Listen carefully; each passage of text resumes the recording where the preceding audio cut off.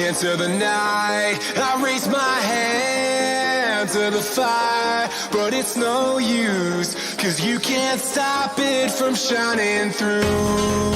It's true, baby, let the light shine through. If you believe it's true, baby, won't you let the light shine through for you.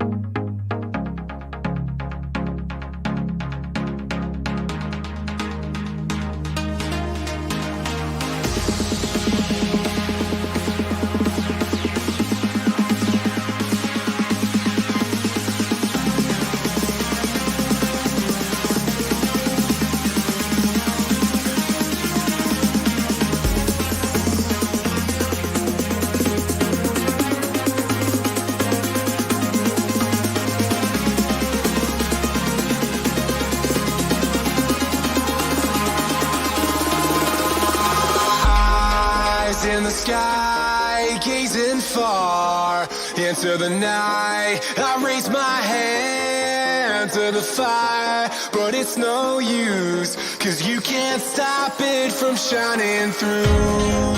It's true, baby, let the light shine through.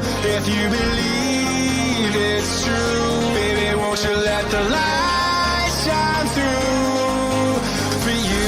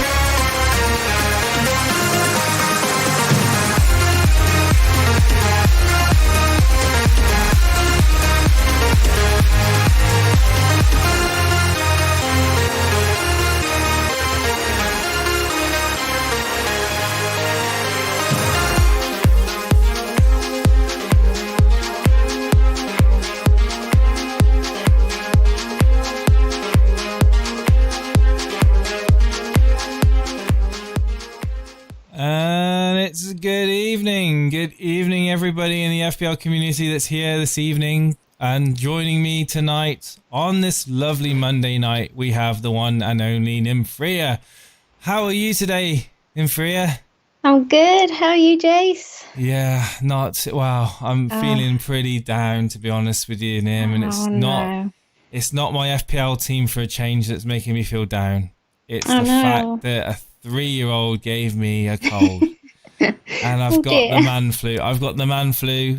And I'm feeling really sorry for myself. I've got a sore throat, but I've stocked up on Lemsit for you, Nymfria. Yep. For you, I've overdosed on paracetamol. Thank you. Okay, and I've honey and lemon tea. Honey and lemon tea. No, it's a blackcurrant lemsip actually. Honey and lemon. So many people tell me about the honey and lemon. I think it's the effort. I think I'm just too lazy. I need to get some honey and lemon. I will do that. Yeah, no, it will soothe. It will soothe the throat. Yeah, I've been taking Ease the pain. the Jakemans. You know Jakemans? Oh yeah. The sweet things. Yeah, I've been taking those. Okay. Like, yeah. Gotta be careful you don't have too many, otherwise it can cause a bit of a problem. Yeah.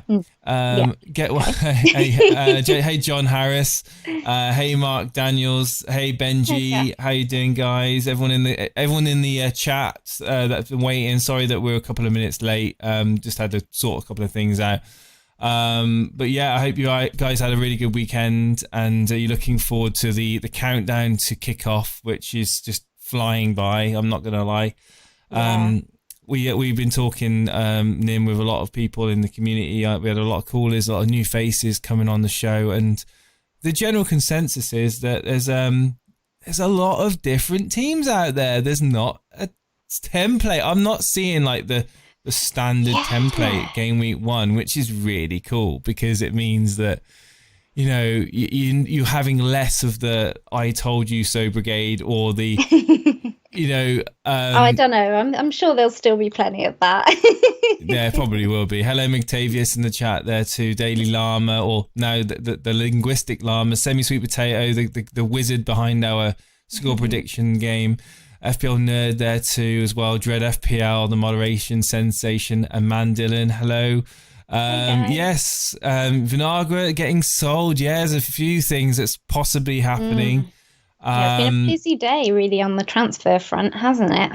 It has. I mean, I've been at work. I've got home from work. I've seen lots of things.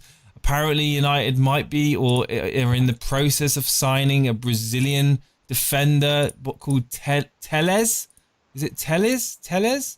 Alex that's a new Telles. one on me. I missed that one. Apparently, Alex Telles' agent has travelled to United to agree a Man United transfer. Apparently. A few news sources reporting. Interesting news there. Could we get a few more signings over the line before, the season is in full swing? Who knows? Yeah, it feels kind of weird, doesn't it? Not having the transfer window, like, I know.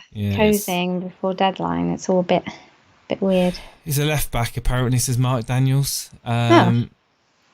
I'm listening with Maria FPL, who also says hi. Simon Robinson, hello to yourself, and hello to Maria.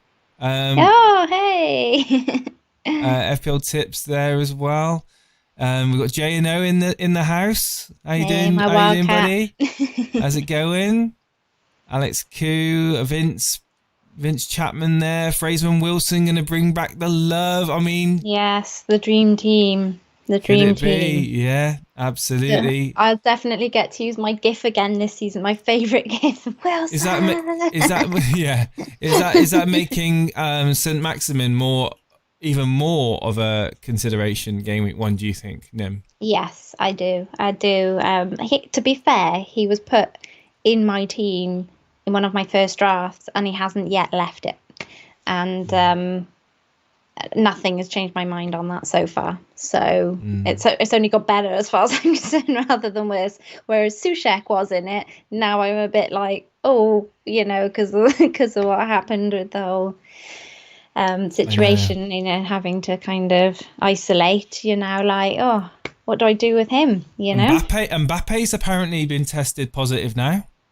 Yeah, and today Laporte and Mahrez from City. Yeah, Laporte and Mahrez, and what was it? What was the other thing as well that I wanted to talk to you about? It's completely slipping my mind. I do not know what it is. It's all good. It'll come back to you. Yes. I'm sure it was to do with someone's price being revealed. Oh, was it Havertz? No. It's the Wolves guy. Oh, the new Wolves defender. Is it? No, the new. Is it? It's the guy. Is it 5.5? 5.5. Is it Fabio Silva? Is it? Yeah. Yeah. I mean, I don't think he'll be starting many games, but that could be someone that could be potentially a gem if he actually gets some minutes for Wolves. Everyone's screaming in the chat, Fabio Silva, Jason, Fabio Silva. So we got Fabio Silva at 5.5, and then the defender Marcel at 5 mil. Yeah. Which I think people were a bit frustrated with. I think they wanted that to be a bit cheaper, more in the 4.5 range, I think. So Babatunde's apparently our only viewer on Twitch. I'm reading your comments. Don't you worry, Sir Babatunde. Enjoy your higher stream quality. Welcome, Sir Baba. So yeah, and I've just realised I forgot to bring a drink with me. Perfect cue there. Sorry, I wasn't rubbing that in there. And so I might have to take a few moments break in a moment just to get a drink, because literally, do you know when you have that feeling that you've got like razor blades in your throat and you're just like, it's not good.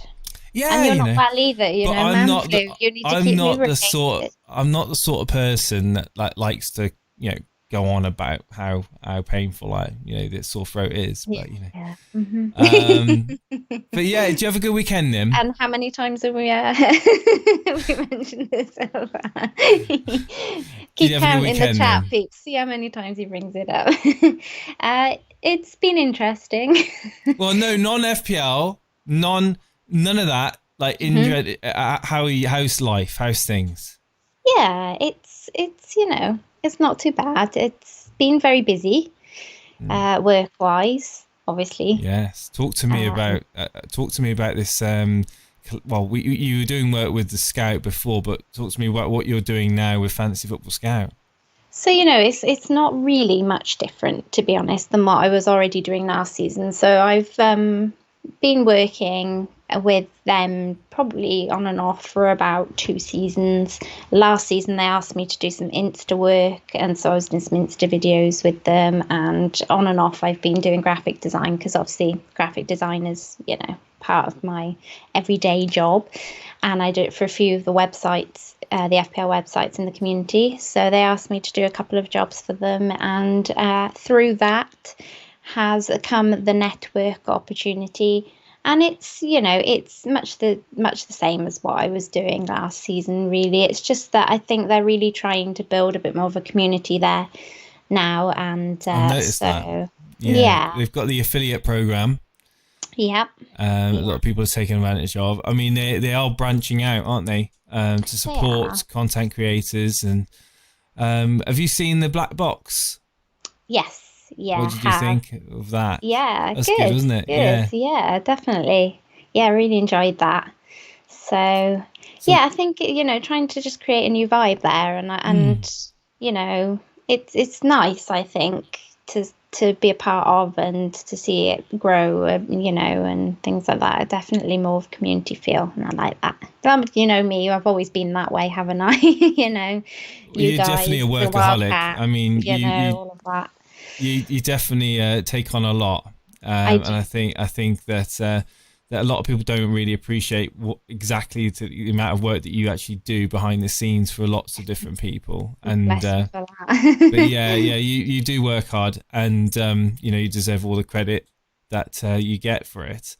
Or and we would like, obviously I actually looked, and it was Gameweek 7, I believe. From memory, when you last came on to our show. Oh my gosh, has it been that long? I think it was the 27th or the 29th of September last year. So we're almost a year.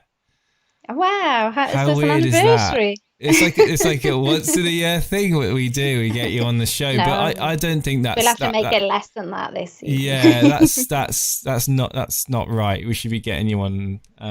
A lot more regular than that. That's, if we can get you available, that is, all the things you get going on. But that tends to be the issue. A bit of a busy bee. Are you? How are you prepared for Saturday? Wow, Saturday already. Gosh, I'm not, buddy. To be honest, is the really, really short answer.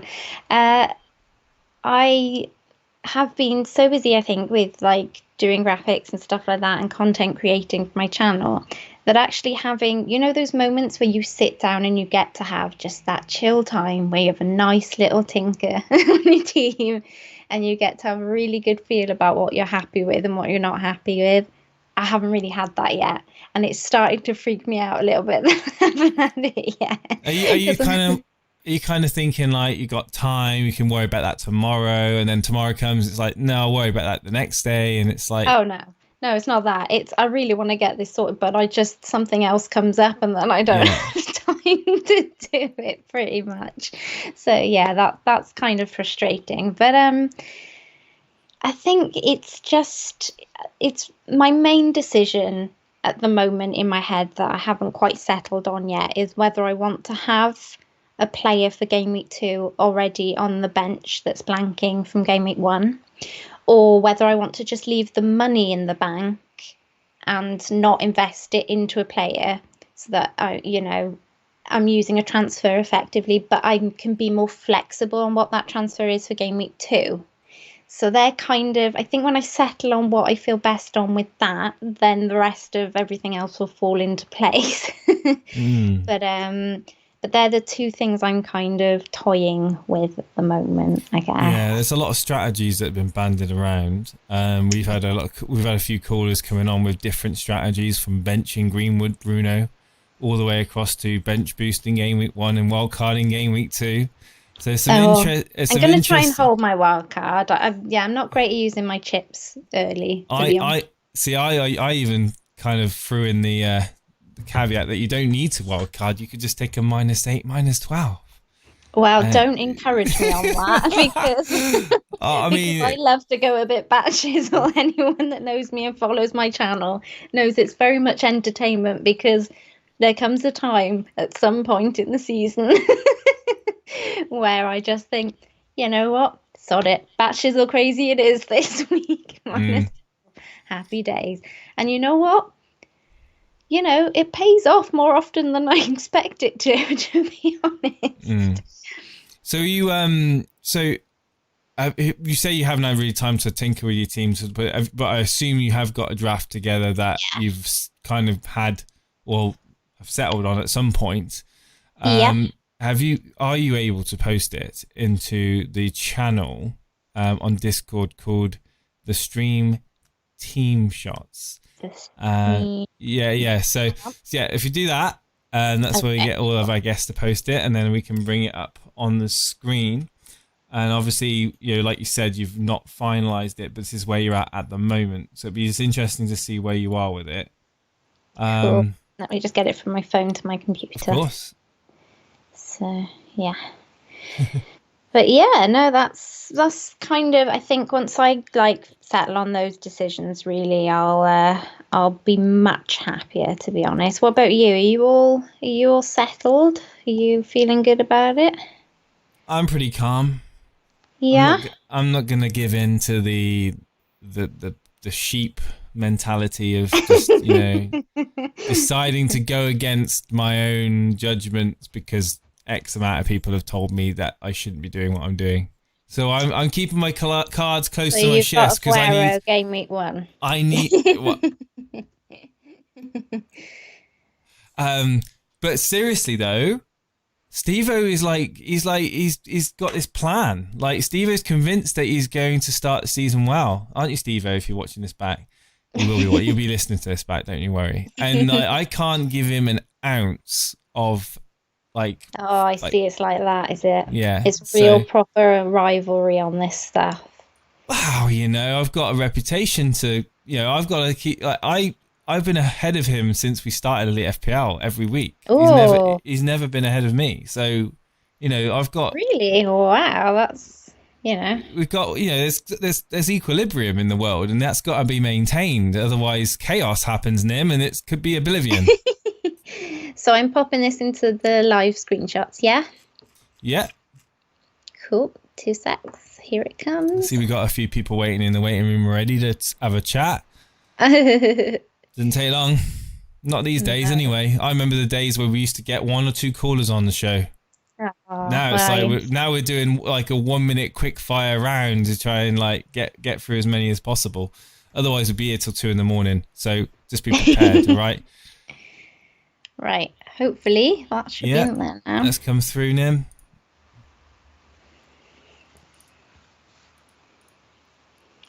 Here it is. And there is. At the moment, I'm like I said, I'm going with that dilemma at the moment. So I have Greenwood last on the bench. At the moment, I've got that player there ready for game week 2. But my kind of thinking at the moment is that I might take the money away from there and invest it somewhere else or keep it in the bank to be more flexible. Because there's a lot of stuff happening. And, the transfers are still rolling in. Obviously we're getting a lot more positive tests all the time. So we don't really know what's going to happen. So I'm less, and there was some news as well today, wasn't there, on Greenwood. So I'm not really sure how that's going to affect. Foden and Greenwood as well going to be facing potential disciplinary by the FA. Yeah. So. And obviously, I think City and United came out with scathing statements as well about the players' actions on international duty. So yeah, it's going to be very interesting to see if Greenwood does start game week 2. I think he will, but you just never know, do you, Nim? You just never know. And like you said, this is going to be a season where you're going to need a strong bench, isn't it? Yeah, I think strong bench, and I think a good head, like willing to adapt quickly. I think, yeah, and it's going to be really good, I think, to hold on to your transfers until like very late, until the deadline as well, rather than kind of making your change straight away and being, yeah, I'm done, I can chill now. I think it's going to be better to kind of wait until Thursday, Friday, really wait it out just in case. Saturday morning comes, Nim. Are you going to be sat there or whatever with your team up, playing around with it? I hope not. I hope by then I've settled on my team. Not least because I really should get a video out of what my final draft is going to be. But you just never know, do you? I think it really depends on how settled you are. You know yourself when you're comfortable with your team, and sometimes you can sit on it for a day or two and then think, no, I need to change something here. But there are a couple of players that really haven't moved from my team since my first draft, and I'm almost sure those same players will still be in it Saturday. So it is really just, I'm going to guess Aubameyang. Are you a Salah in or a Salah kind of maybe? No, I'm a Salah in. I'm far too nervous, to be honest, to go without. I get why people are. And I actually won my mini league without Salah in one of my teams last year. Fan team one. So I got off him at the right time and got onto Sterling, and Sterling went on that mad rampage. But I wasn't just brave enough to do it in my FPL team, whereas I really could have made a massive difference in my rank there. So there is definitely merit to go without, and I haven't been that impressed with him recently. And I hate saying that because I really like Salah. So but I am definitely a kind of eye test person, and the last couple of times I've watched him, I've been a little bit like, oh, he doesn't look like he's quite on the pace yet, and that concerns me. However, he could go week 1 nothing, week 2 nothing, and then Salah being Salah, game week 3, boom, hat trick, and everyone's sold him because he's off the pace, he's not going to be as good this season.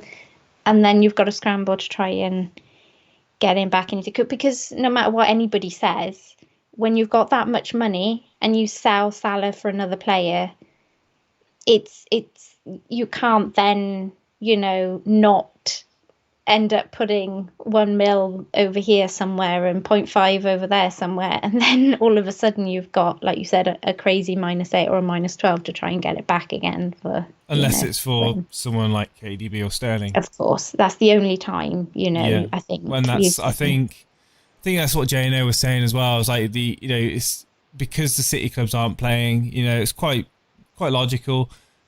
Why not just keep Salah in for game week 1, at the very least, see how he performs at home to Leeds.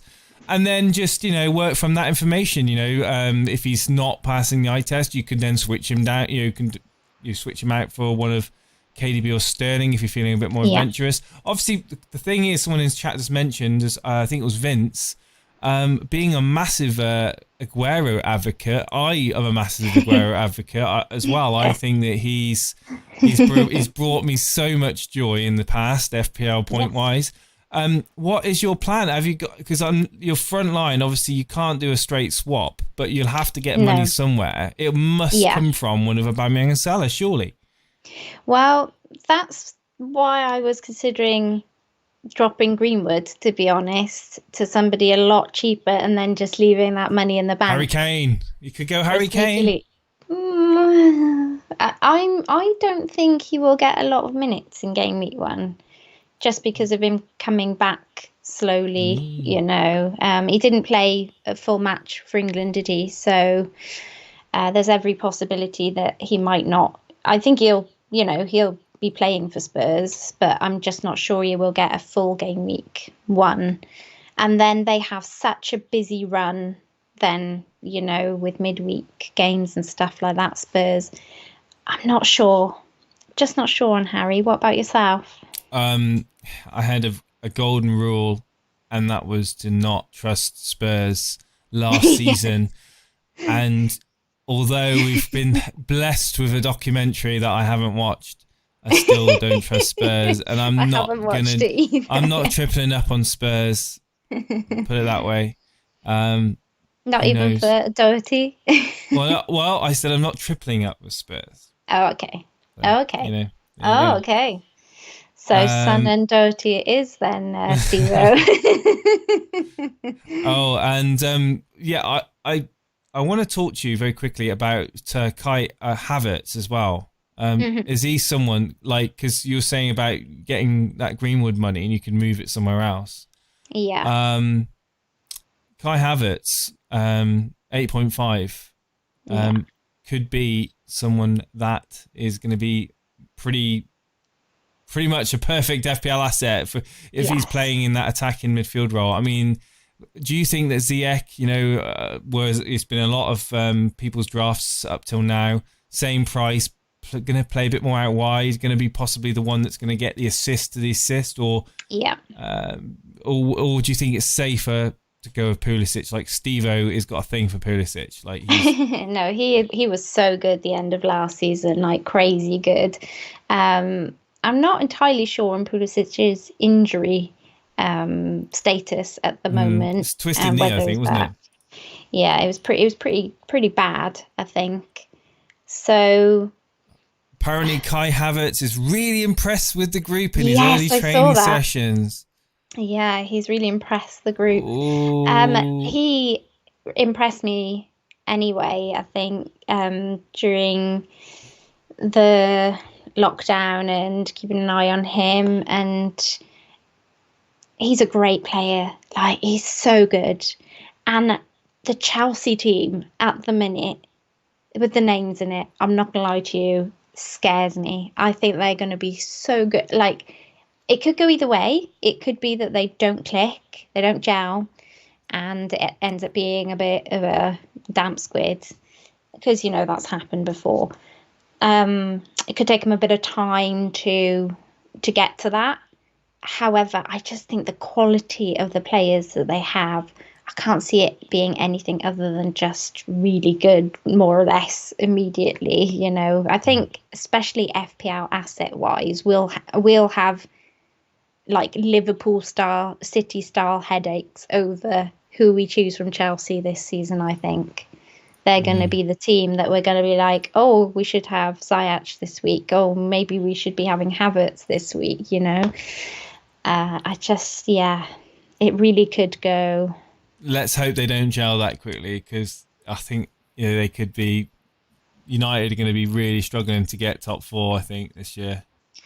See, I just was so impressed with you guys late half of the season as well. I thought Bruno changed you. Like, he absolutely just flicked a switch. He came in and he was like, you're like a completely different team with him in it. And so did Greenwood. Yes, well, I mean, he needed the game time, and once he got it, he just showed his talent, really, didn't he? So, yeah, hugely impressed. Definitely like the look of United, and I think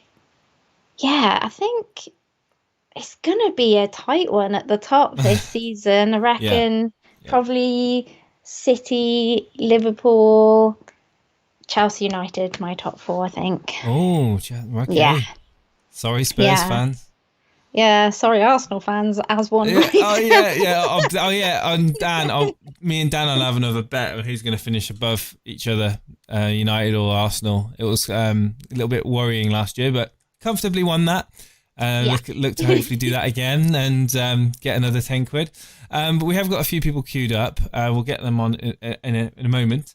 But yeah, I am going to quickly get a drink. So guys, 30 seconds and I'll be right back.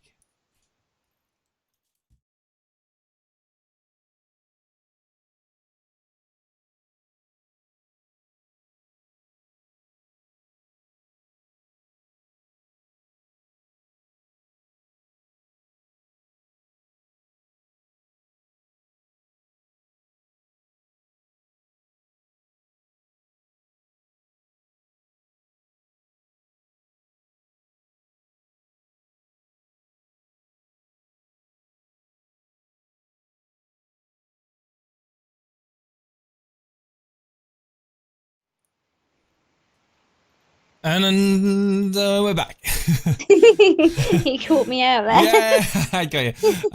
Right, so Firetog has been apparently doing all of the... Well, I think he's in the chat. I don't actually know where Firetog is going to be. There we go. Perfect. Oh, wow, he's posting it all in there. That's cool. Thanks for that, Firetug. Appreciate your assistance there.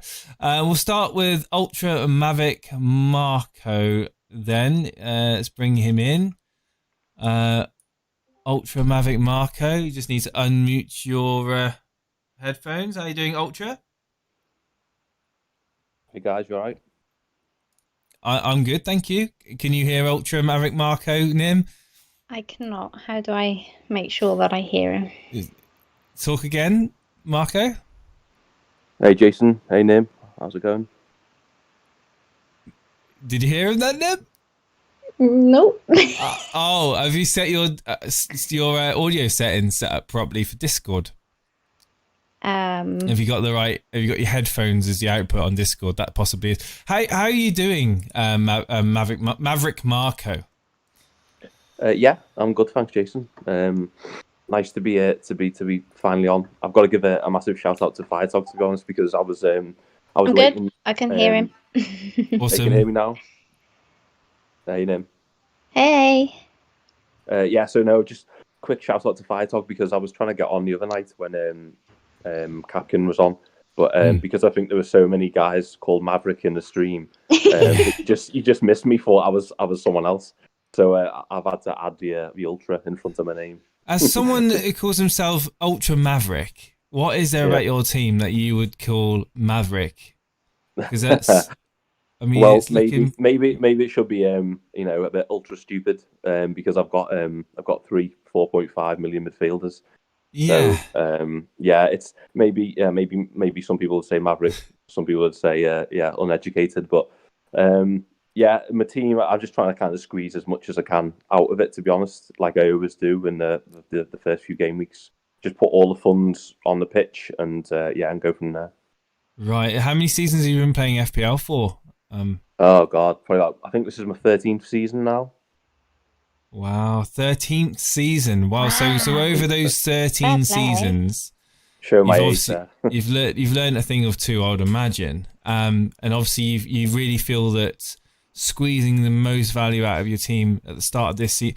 We were just talking a moment ago about the bench being really strong because of the uncertainty with players possibly testing positive, and being, out of the lineups. Are you not concerned about that? Obviously, you're just going to go in with the power three of Kane, Salah, Aubameyang, and you've also got Trent as well, which is just ridiculous considering you only got 100 million to play with.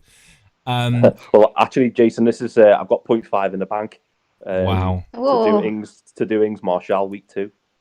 Oh, nice. Nice transfer. Ooh.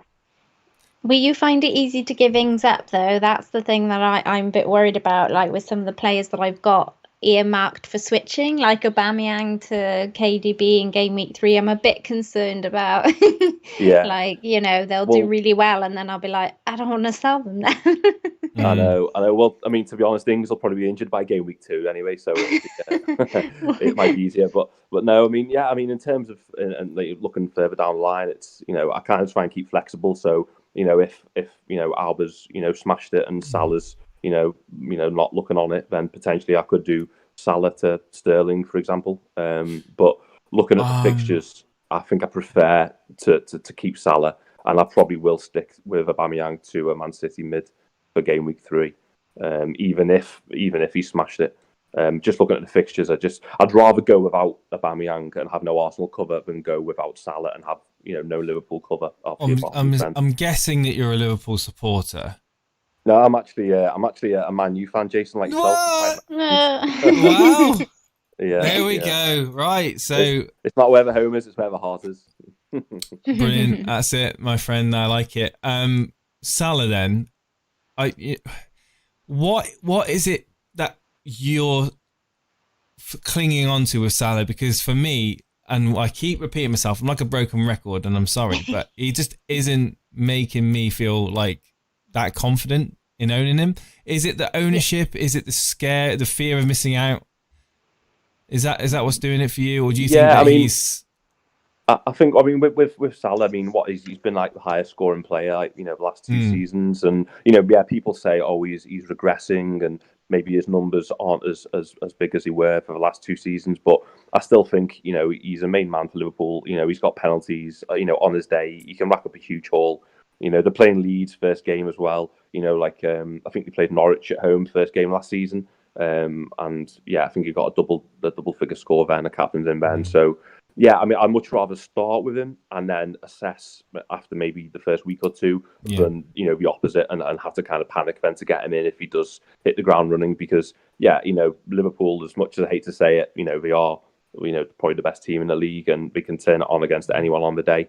For me, I think if he was 0.5 more than Mane, I probably would go with Mane. But because they're the same price, I just think it's the obvious call. No, that's fair enough. And obviously, word now of Marcel coming to Wolves and that left back role. Vinagre, is he going to be someone that's going to be kind of looking to be moved on?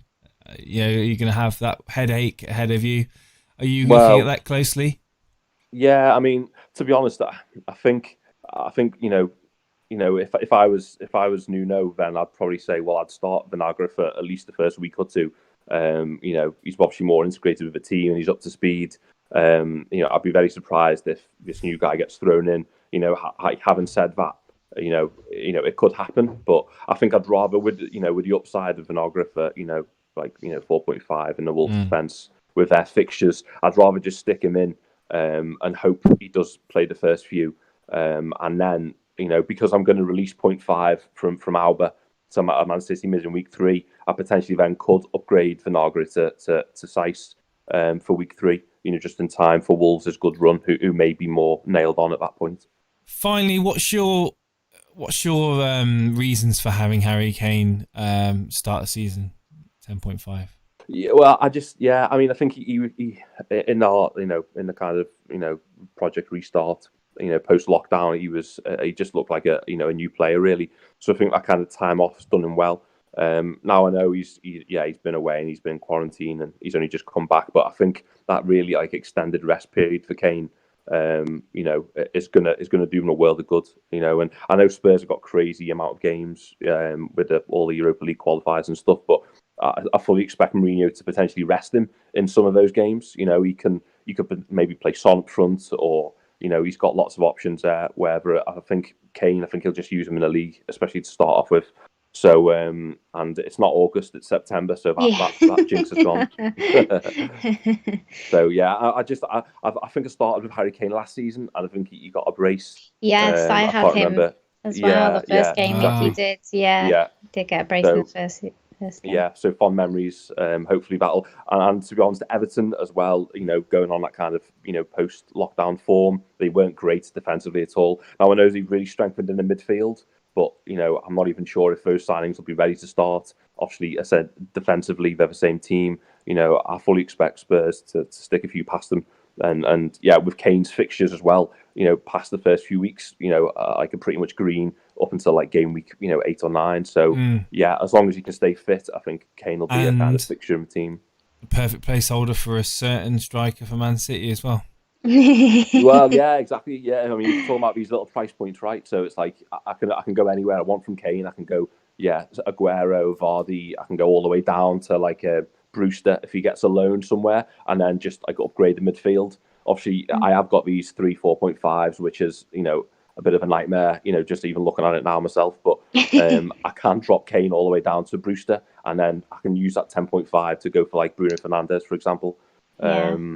So just just the last word before I go is just on Donny van de Beek. So I know Capkin was talking about him the other day on stream, basically saying that he could potentially take game time away from Rashford or Greenwood. Now obviously Van de Beek he's not a wide player. He's gonna play centre mid or maybe attacking centre mid. He's gonna kind of share minutes with Bruno, Pogba. Now, he's not really defensive mid, so I've heard a few people say, "Oh, he'll play alongside Pogba, in a Matic role." Now, that's not what his game is. He's box to box. He's like a kind of attacking midfielder. So I definitely think he'll be utilised, with Bruno and in the Pogba role rather than playing like a defensive centre mid. May I ask what Gordon? The deal with Gordon is there, because I don't really know much about him, to be honest, so I'm interested. Yeah, so I think he's probably out of the wasteland of the 4.5 midfielders, which I'm so highly invested in. I think he's probably the best choice. I mean, he's not 100% nailed on, but he did recently sign a new contract with Everton, and he is also he played in their 2-0 win the other day. He started, I think he got about 70-80 minutes. So nice. I think good touting. Yeah, so he's like a left-sided, basically like midfielder, but he is quite attacking. So whereas all the other 4.5s are like defensive mids, I think Basuma scored at the end of the season, and that's about it. But Gordon, for me, he's got the most upside now. I know he's playing Spurs week 1, and after that they have got a few nice fixtures.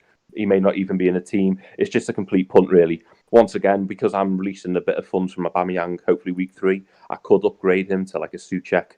Further down the line. I've got that in mind, but Gordon's just it's almost like I'm playing with 10 men, and just anything Gordon would get me away to Spurs, on Sunday is a bonus. Cool. Thank you.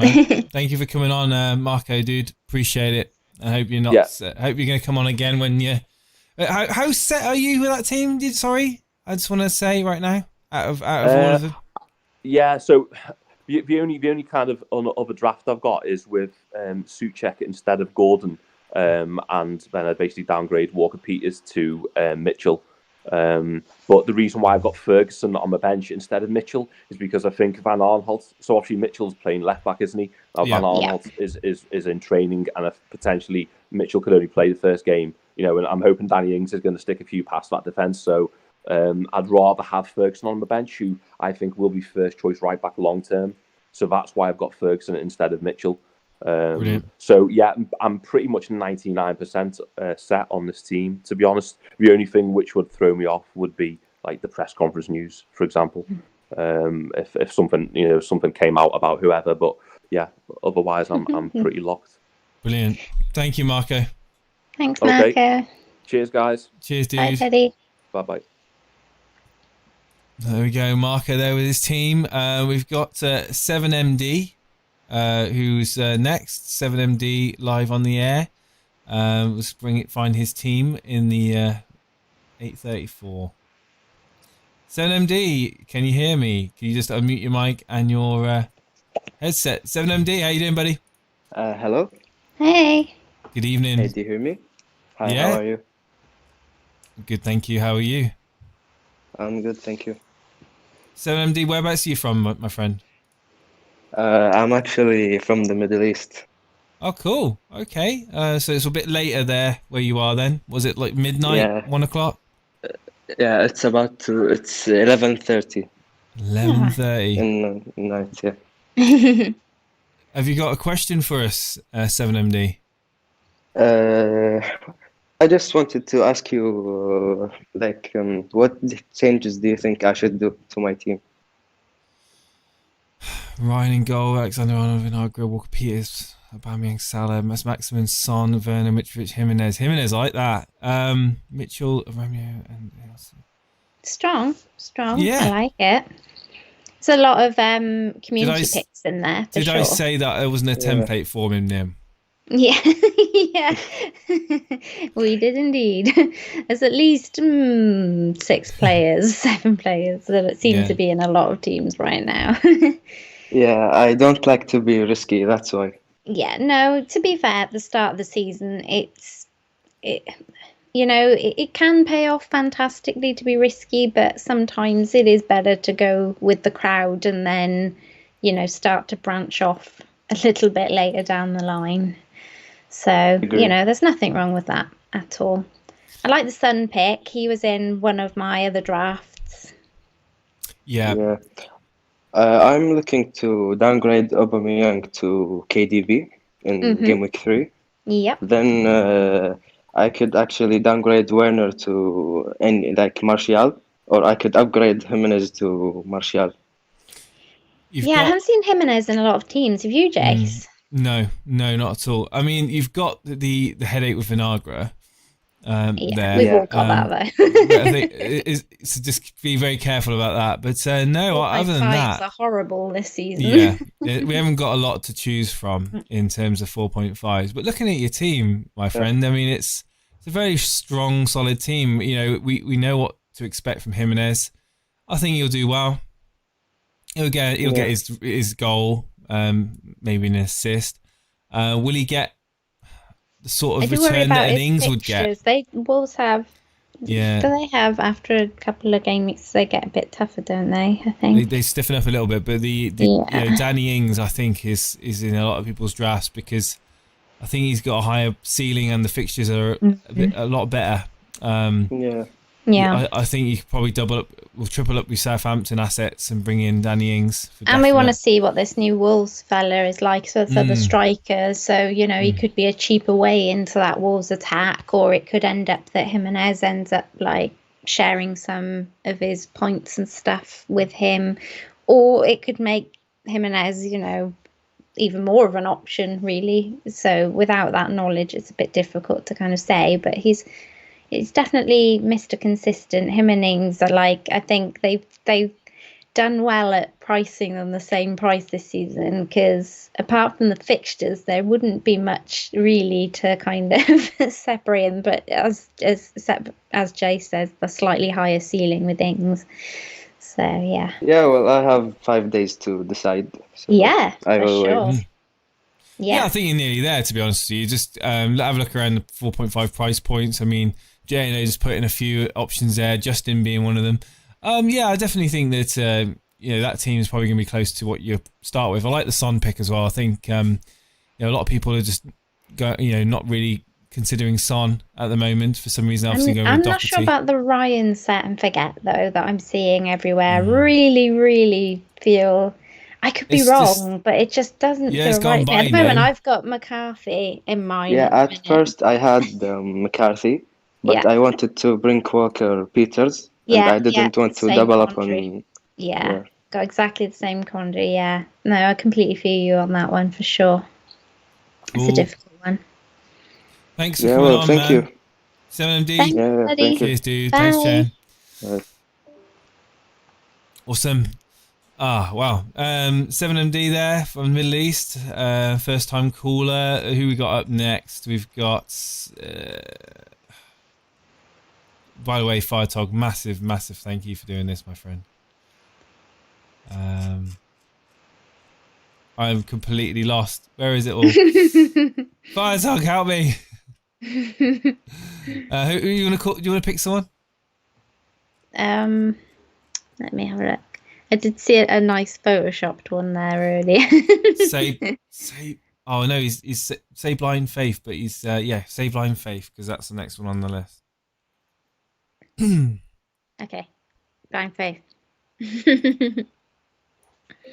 Blind Faith, you have posted your team in the waiting room, my friend, and you're next on the list. Are you wanting to talk to us?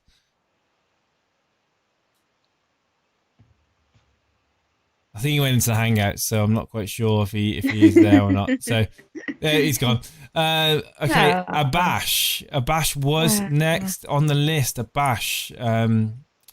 I don't think he's posted. I had his so team. much blind faith in that one to turn up. Oh dear! And on that note, should we just call for some subscribes? Shall we? We've got quite a lot of people tuning in. If you haven't already, please hit that subscribe button as we just basically smash out the streams for the game week. Game week 1 deadline really. For those of you who don't know, we will be very, very busy this week with streams pretty much every day. And on Saturday, I'll be going live from 9 a.m. till the deadline, and Steve-O's going to be taking over for the Fulham game. Thank you, Gavin Doyle. There we go. Someone's already pressed the button. It works, guys. It works. And hit the like button as well. If we can get the likes up as well, that kind of shows YouTube that we're doing something right, and it kind of gets more people involved in the community. If you haven't already, we have a free Discord to join. There's lots of people in there. We're approaching 2,000 FPL managers. It's going to get really spicy in the next few days in there. There's going to be a lot of meltdowns in the Rate My Team channel.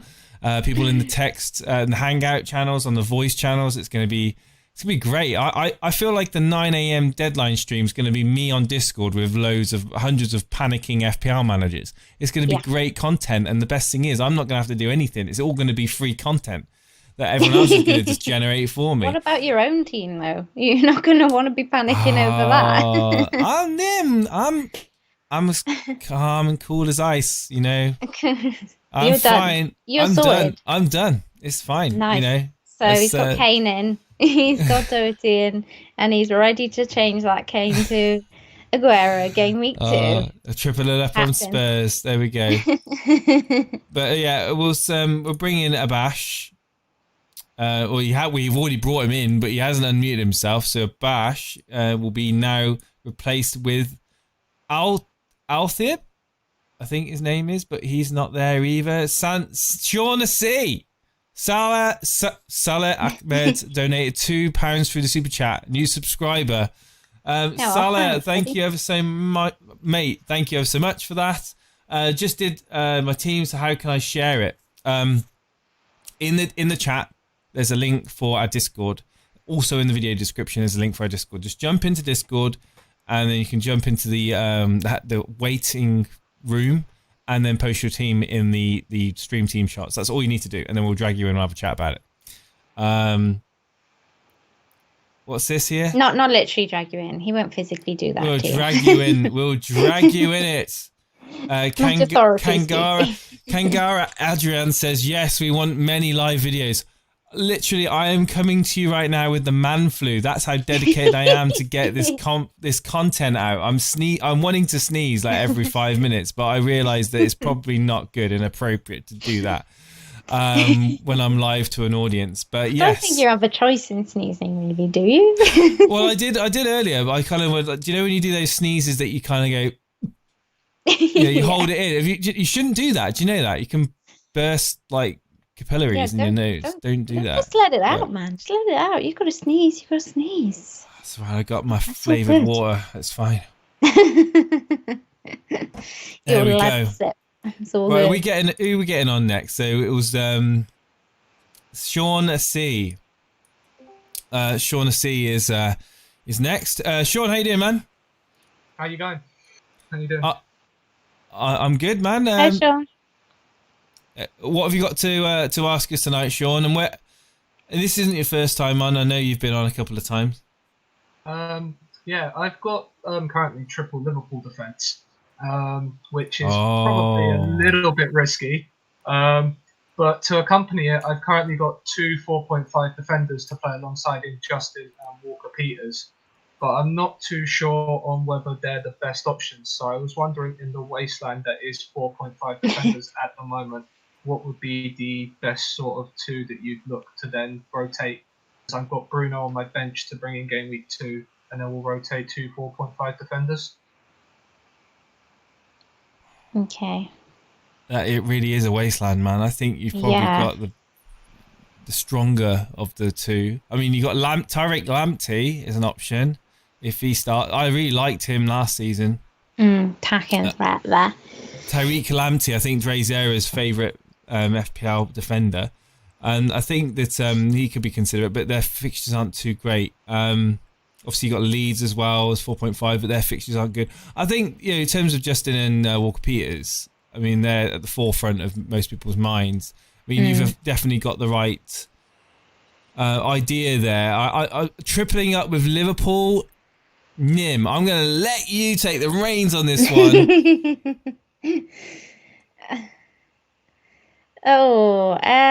It's not for me, if I'm honest. Little bit. Yeah. Fixtures aren't good, are they? No, I think that I don't think Liverpool will be I think they will still be one of the top sides defensively. I'm just not too sure they will be the top side defensively. I like the double up, possibly.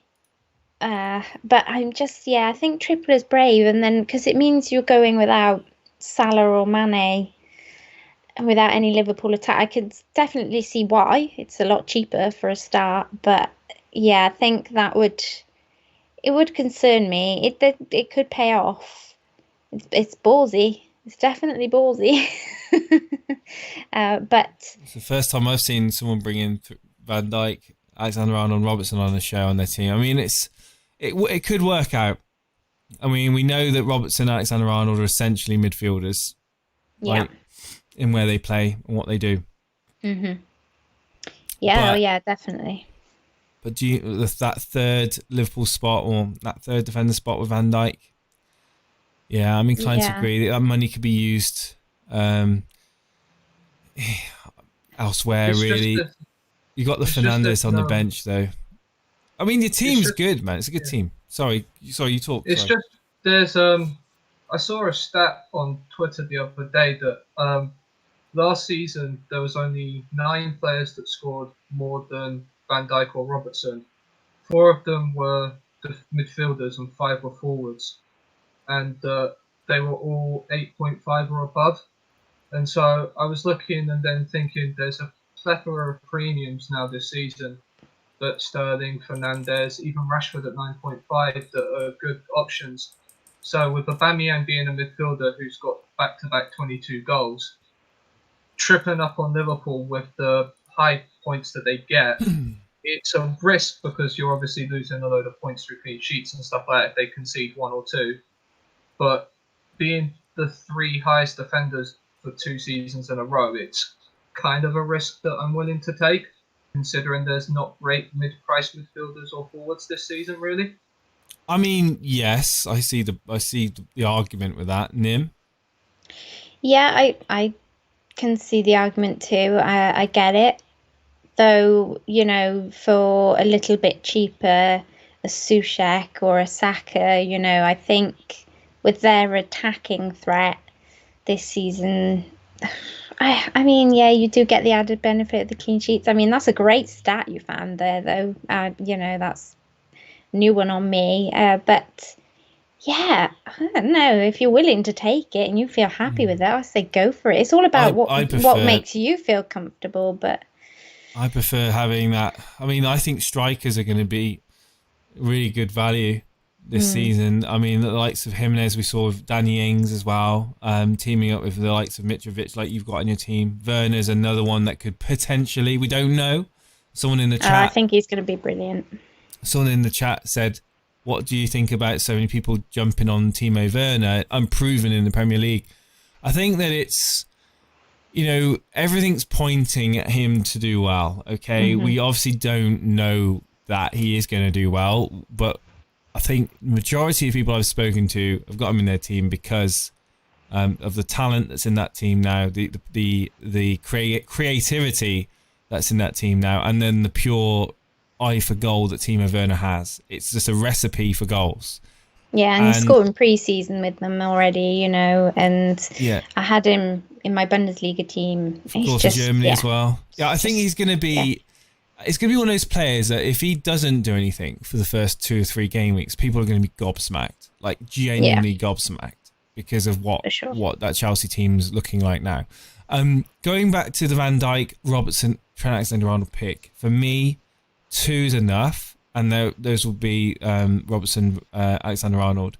That money could be used to invest up in a striker, or moving up St. Maximin.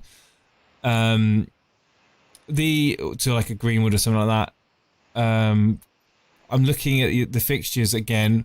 You talked about the scoring of obviously Van Dijk did really well last year.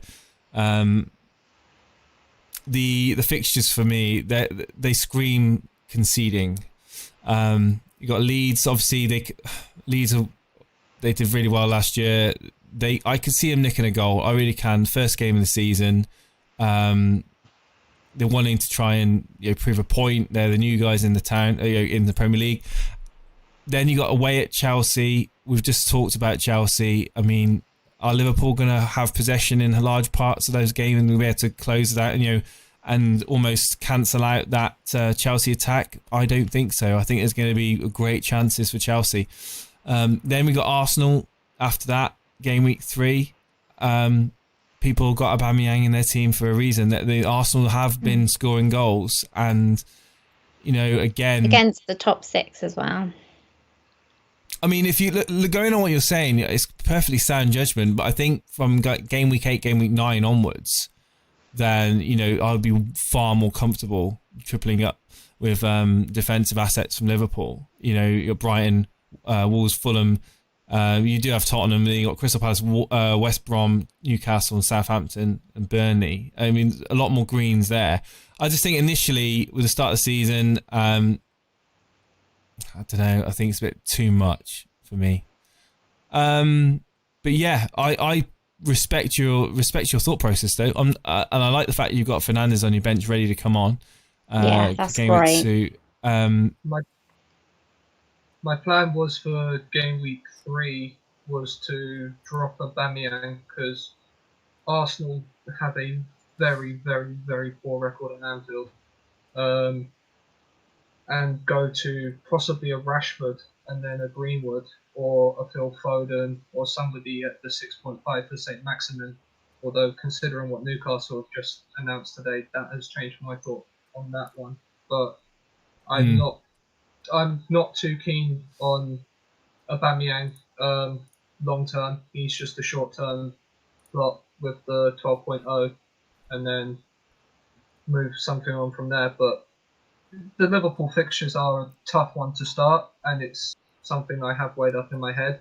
But I don't really want to waste transfers to having to bring them in and replace it up. So I'm looking to probably just ride out the opening few weeks. Mate, I'm telling you now, Trent Alexander-Arnold steps up, corner, right-hand side. Boom, Van Dijk sweeps up, heads it into the back of the net. Who's going to be the one that's laughing? Yeah. And boom. They did that a few times last season. I think they did that on the opening day last season against Norwich as well. So if that's the case, then you're a genius, mate. If they go and lose 1-0, all of a sudden I'm looking like a man. Mate, if Liverpool promise me, if Liverpool lose 1-0, okay, at home to Leeds, you'll come on the show with your 3 points and tell us that you were happy coming the deadline and you felt it was logical and you're sticking with the plan. I'm looking to stick with the plan. Of course, football is football. Anything can be thrown up. Yeah. As a Chelsea fan, I didn't think we'd beat Munich in 2012, but we did that. Anything can happen. So I'm sticking with it, even though Chelsea do play Liverpool game week 2, so that's going to be interesting with Havertz and Werner in midfield against my 3 defenders. But that's FPL is a marathon. It's a funny old game. So, absolutely. Anything can happen, but and the good thing about having all 3 of them is that you're in a unique position where should it not be working out and Robertson is doing way better than Trent this season, for instance, or, you know, Van Dijk is the central defender to have, then you are in a position where you have them and then you can move off of the right one rather than all of us trying to get onto the right one. Absolutely. Absolutely as well. But Sean. As well. Thank you very much. Sean, thank you. Thank you for coming on the show, and I hope to speak to you a lot more this season, because your thought process is different to others, and I really appreciate that, and I value that input. It helps me as well. Cheers, dude, and I will speak to you soon, mate. Good stream. Cheers, Enjoy. buddy. Bye. Thank you. So there we go, guys.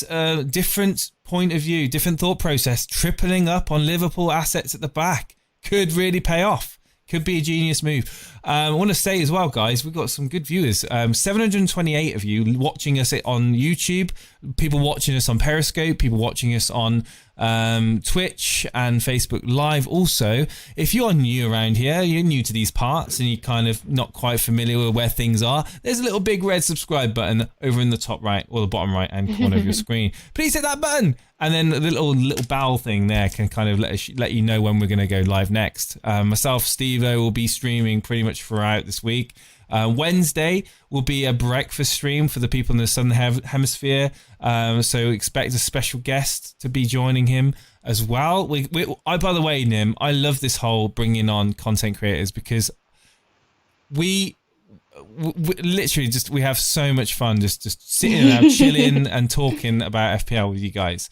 Thanks, you know, JNO the other day as well. You know, we had Capkin, we had Andy, Let's Talk FPL, we had Nathan Bacon, FPL Dave. I mean, it's just been a lot of fun, and it's been great to hear you guys talk to the callers as well, because like we get a bit of banter going on. I like it. Yeah. But yes, All good. we will go on to the next one, and we've got a couple of Matt Gaming. Thank you ever so much for that subscribe, my friend. We've got we've got a few people in the waiting room. Nim, are we going to get through all these? We can try. We can definitely try. Okay. I don't know if they want to speak to me or if they just want to speak to you. But next one we've got up is Smasher Lagru, if he's still in there. Smasher Lagru is not in there. Chris Packett is also known as Charlie. Are you familiar with One Rovers Vlogs? I am indeed. He's been on the Wildcats. Are you? Hello. Hello, Charlie. How you doing, mate? You all right? Hey, buddy. Evening. How's it going? You all right? How are the Rovers looking? It's bad, mate, honestly. Oh, no. Bad times. Yeah, bad times. Oh dear. Where's it all gone wrong? Nah, we played Ipswich in that Carabao Cup the other day and lost 3-0, and then we got Sunderland on Saturday. So, you know, keep the faith, Charlie. Keep the faith. Keep the faith. Charlie, I'm going to find your team. Obviously, you're on air with myself and Nim. Have you got a question that you'd like to ask Nim? I was going to ask about going Salah-less. Don't do that around here. People will start thinking you're going mad. Yeah, craziness. Why on earth would you want to do that, mate? He's like the top scoring FPL midfielder. Come on. Are you crazy? Well, No, besides it's just Bamyang now, obviously. Come on. Yeah. No, it's just I think Liverpool haven't looked that good. I can agree with that to an extent, for sure. And I mean, Leeds won't be an easy fixture. Even though it's at Anfield, I think Leeds are going to put up a good test, and then, you know, Chelsea, and plus Salah doesn't do well starting off the season. It's usually Mane's the one. So Yeah. Okay, No, can we just do a social? Firstly, actually, Nim, we actually have heard your opinion on Salah already. So you're pro Salah. I'm more of a, you know, he's not that nailed in my team personally. Like he's skating on really thin ice. All right. And like if he is in my team game week 1, he's got one game week to save himself One game week. Wow. Like, honestly. Ooh, that's harsh. It's like if he doesn't score a hat trick, if he doesn't score a hat trick, he's out. He's never coming back in again. The thing is, though, like, it's all well and fine I'm in ruthless now. this small, like, community in our Twitter sphere and in Instagram that we're all on, and it's all great, you know, we're all, sallaless, you know, but in the wider community... We're starting a new thing, Nim. We're gonna we're gonna be hip. Well, we're gonna be hipsters. You're either gonna start a new thing, or you're gonna fail. Sadly, my friend, it's one or the other. Because there will be so many people that will just own Salah, you know, from the start of the season. That should he do well, all them casuals out there. Yeah, exactly. Pretty much. Then it's just gonna hurt if you don't have him. Yeah, but, you're it probably could right, go really well. It could go really well. It really could. And I agree, Mane is being massively overlooked right now. Massively. I did a captaincy video today, put it out, and compared Salah and Mane in it, and wow, he's percentage-wise, he is being massively overlooked. Can I just ask the chat, because we've got quite a few people watching us tonight, can I just ask in the chat, this is a complete experiment, if you're going to go Salah-less, genuinely, I don't want you just messing around. If you're genuinely going to go Salah-less at the moment, you're thinking of going Salah-less, put an X in the chat. I just want to see if this is something that a small group of people are talking about, or whether it's something that we kind of are underestimating with the wider FPL community. So let's find out in a few seconds. Wow. Here we go. There's a few X's. There's a few. I mean, there's a few. We're starting to get more of a just the one X, guys. You don't have to go crazy. I mean, it's not like I would say it's going to be the minority. Of course, it's going to be the minority that goes Salah-less, but it's not something which a small group of people are considering. It's actually quite a consideration. Oh yeah. No, it's. I mean, we are still a vast majority of the community. I think people are just putting X in now. They're just going to press X. Just enjoying it. Why not? Yeah, okay. You guys enjoy yourself now, why don't you? I think people they're on a wave, my friend. They're on an X wave right now, and they are enjoying themselves. FPL Soccer Crazy on Periscope is going to go Salah-less. The Blaze JP on Twitch is going to go Salah-less, but then he's put a debated face after that, which kind of suggests that he's not actually going to go Salah-less and he's a fraud. We'll find out, won't we? But anyway, enough of the chat. They've had their moment. Charlie, you're the one on the stream. You're the one that hasn't got Salah in your team.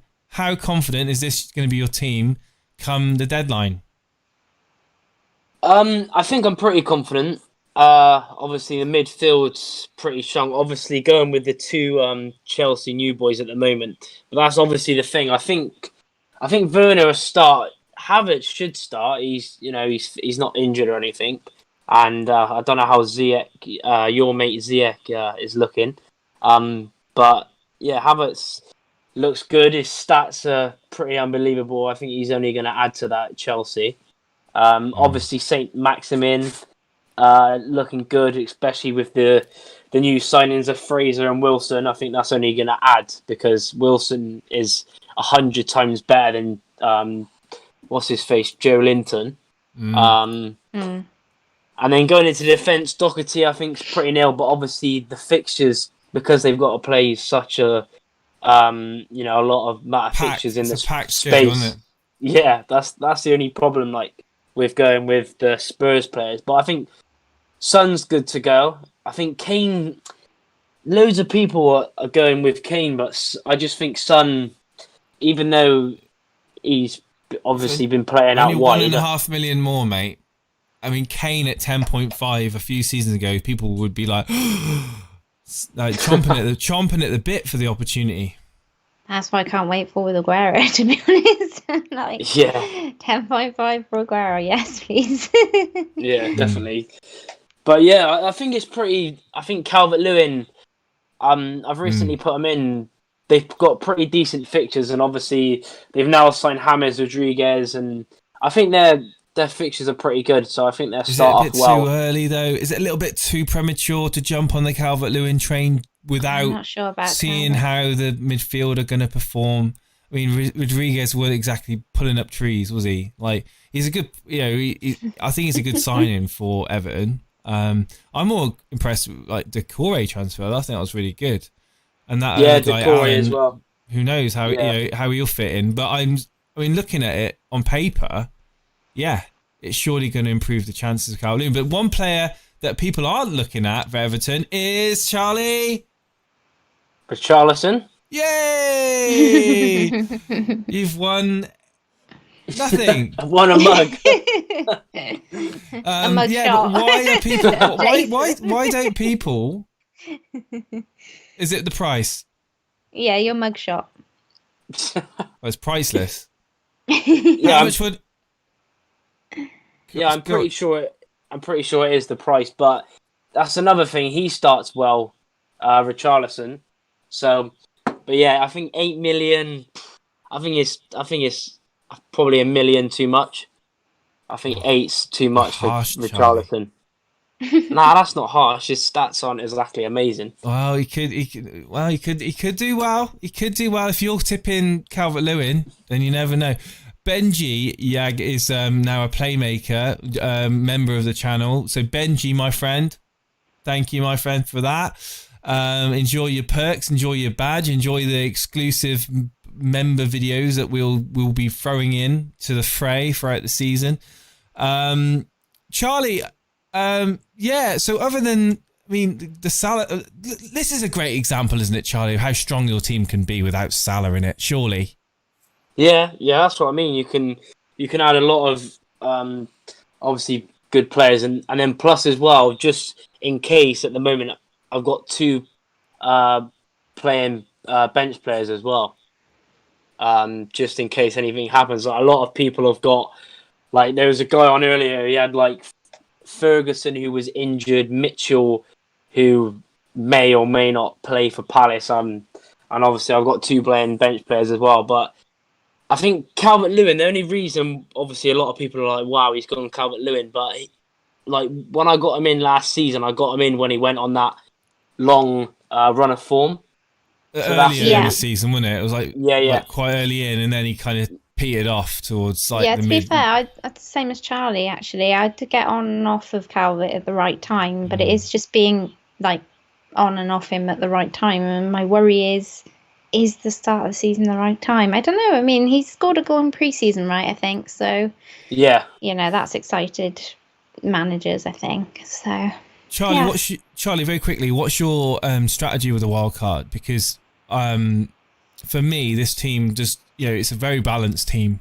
But like I think it was Simeon in chat a moment ago did mention a very, very good point that it's not going to be great or that easy to bring in City assets in midfield or Man United assets in midfield. Are you not bothered about that?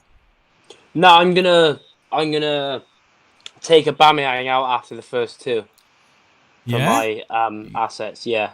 Okay, just gonna go without Aubameyang. Yeah, because he's got the first 2 are good, but then I think they get a lot tougher. Like some of the big like 6 in there, and he don't usually do well against the big 6. So I think. Well, I mean, under Arteta, he's done a lot better against those top 6. Everybody's forgetting that now. Everybody's remembering previous. He'll bang against Liverpool, guaranteed. Still have to sign that contract. I'm getting a bit nervous. He still hasn't signed it yet. Yeah, exactly. We could all have him in our teams, and then he's like, "Yeah, ta-da, I see you." Yeah. And we're all like, "Oh, okay." But as long as he does that at a nice time, though, we can swap him to a KDB or something. Although, as an Arsenal fan, I really do not want that to happen. Like, we need him to sign. I think it's going to be difficult. He's not going to be the easy swap, I think, that everyone's expecting him to be come that game week 3. I like your team, Charlie. I really do. On Arsenal, very quickly, Nim, whilst I remember it, Nketiah, for me, I like the look of Nketiah. He's a player that he's got a lot of heart. He presses, a lot of energy. I would be very interested to see if Nketiah gets some good minutes, because that's someone that I would like to see be given more of a chance. And I don't know, Arsenal fans are a bit polarised on him, but obviously the red card didn't do him well last season. I don't mind him. So I do a Dream Team stream, a live stream, and the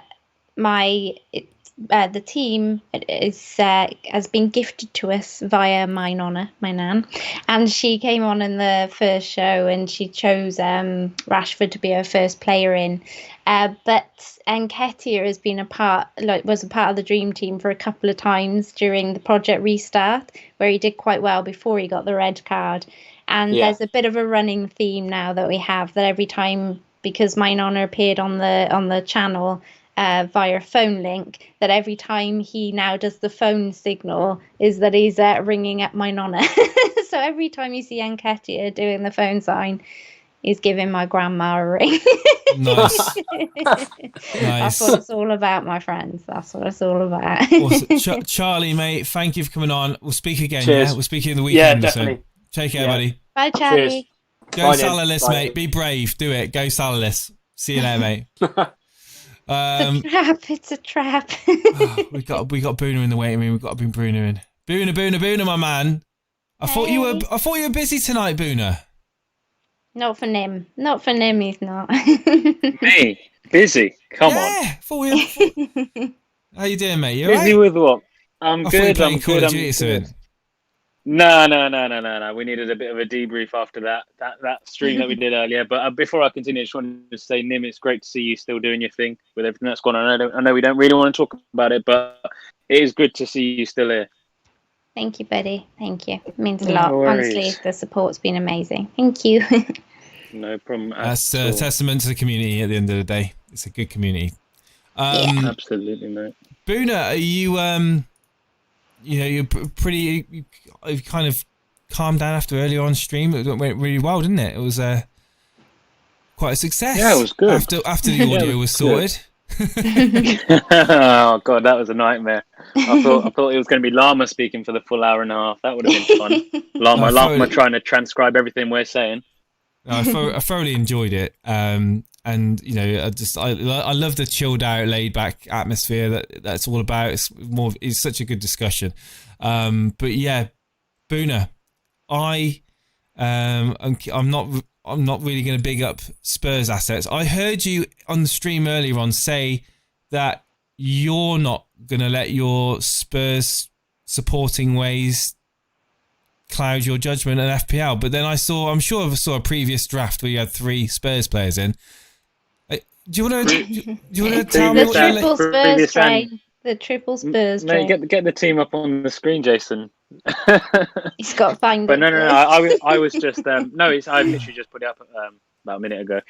But I was just winding the chat up. Of course, I've played this game with Spurs goggles on since I was born, you have, man. and I haven't even played the game that long. So you just glutton for punishment, then, are you? Is that the way you play it? No. Well, I am, but that's not the point. I've always played this game, with Spurs goggles on, and I forever will. But believe it or not, there is absolute method behind the madness. I don't see these players as players. I see these players as price points. Go on. Yeah, I know. I see the Kane price point. The Son. Who's Son going to be then? Son's going to be Pulisic in the future. Oh, okay. Salah is going to be either Bruno or Greenwood in game week 2, and Aubameyang is going to be Sterling in game week 3. Kane could be Werner. Kane could be Aguero. Do you see where I'm going with this? Oh yeah, I perfectly see. It's absolutely not fixed. I completely admit, there's a lot of people saying Justin, Vinagre, like what's going on with these 4.5 players? Are they going to play? Are they going to stay? I think Justin, he's played most of pre-season. I don't think they're going to chuck in this new signing, Castagna, maybe his name is. I might butcher that completely, but I don't think they're going to chuck him in. So I think Justin's good for at least the first 2. And he's got 2 decent fixtures to start with. And then you've got Charlie Taylor to come in, who then takes over the good fixtures. Doherty and Trent will play throughout. St. Maximum was Saka this morning, but with the transfers Newcastle have made, I think that that Newcastle team is going to be a force to be whoa, careful, not forced to be reckoned with. I think they're going to be a very good team. That leads me on to my question for Nim. What are your thoughts on Fraser and Wilson, and how do you think that's going to impact Newcastle this season? Yeah, I think they have previous, so that link up is already there, and I think it will be good for Newcastle, definitely. And I was a big Fraser advocate a couple of seasons ago, and whilst I have a lot of banter with Brett and the Wildcats, we have a lot of banter with the whole Wilson thing. I definitely get on a lot better when he's in my team than poor Brett does, bless him. But we definitely love the old Wilson gif. I think it's going to be really fun to watch how it develops there this season. But they're proven players in the Premier League for sure, and having a partnership already helps. And as FPL assets, because of their price point, I think they are going to, be making appearances in people's teams for sure, on and off throughout the season. So yeah, they're definitely going to be. If they aren't in people's teams initially, especially in the wider community where people aren't really aware of necessarily the big transfers and things like that, then they will be, I think, fairly quickly, which could mean you could earn some cash on them early, if you get on them early and they do well. Obviously, there's a possibility they might not, but yeah. Completely agree. No, I really appreciate that. And I'll ask the question to yourself and Jason and the chat as well. What prices do you think Wilson and Fraser will come in at? So Wilson came in last season at 8 million, and Fraser was he 7.5? Yeah, following the successful season before that. 7.5, I think he was. That's a good question. I'm hoping they go a bit cheaper with it. I think seven for Wilson. Do you think that's too cheap? 7.5? I think he'll be 7 or 7.5. After last season, I don't think they're going to put him at 8. 6 million. Definitely not in the Ings-Wilson bracket. I could see Fraser to be $1 million less. So yeah, I was thinking maybe 6. 6. Well, not 6, but 6.5, 7. I think is probably more where we'll see Fraser. I think, and then with Wilson, they can't put him in at 8. So again, maybe 7 mil probably. One thing I do want to say is that a couple of times in my earlier drafts that I've done videos around, Lascelles has made it into my team as a 4.5 option, and I haven't really seen him in many draft teams, and of the 4.5 options, I know he had an injury, but I think he could be a kind of sneaky one to watch, because he does get the odd a very odd attacking potential. But yeah, he's definitely a kind of 4.5. Yeah, especially from game week 7 onwards. Yeah, quite nice. So he could be a good rotating 4.5. Sorry, Nim.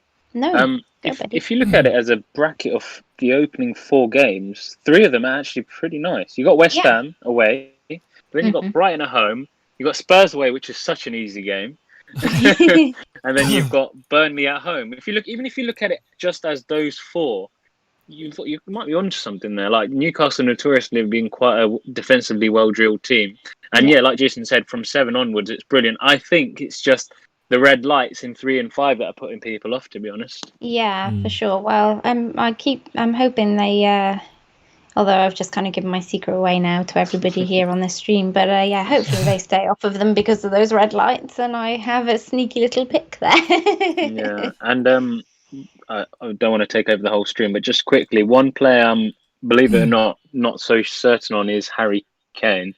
The reason I say that is he's not really up to match fitness. He played England game, but that was literally the first minutes he's had all season. Yeah. What are your thoughts? Have either of you got Kane in your team? I can't remember. I had him in my first draft team. So. Is he still there though, Jace? That's what we want to know.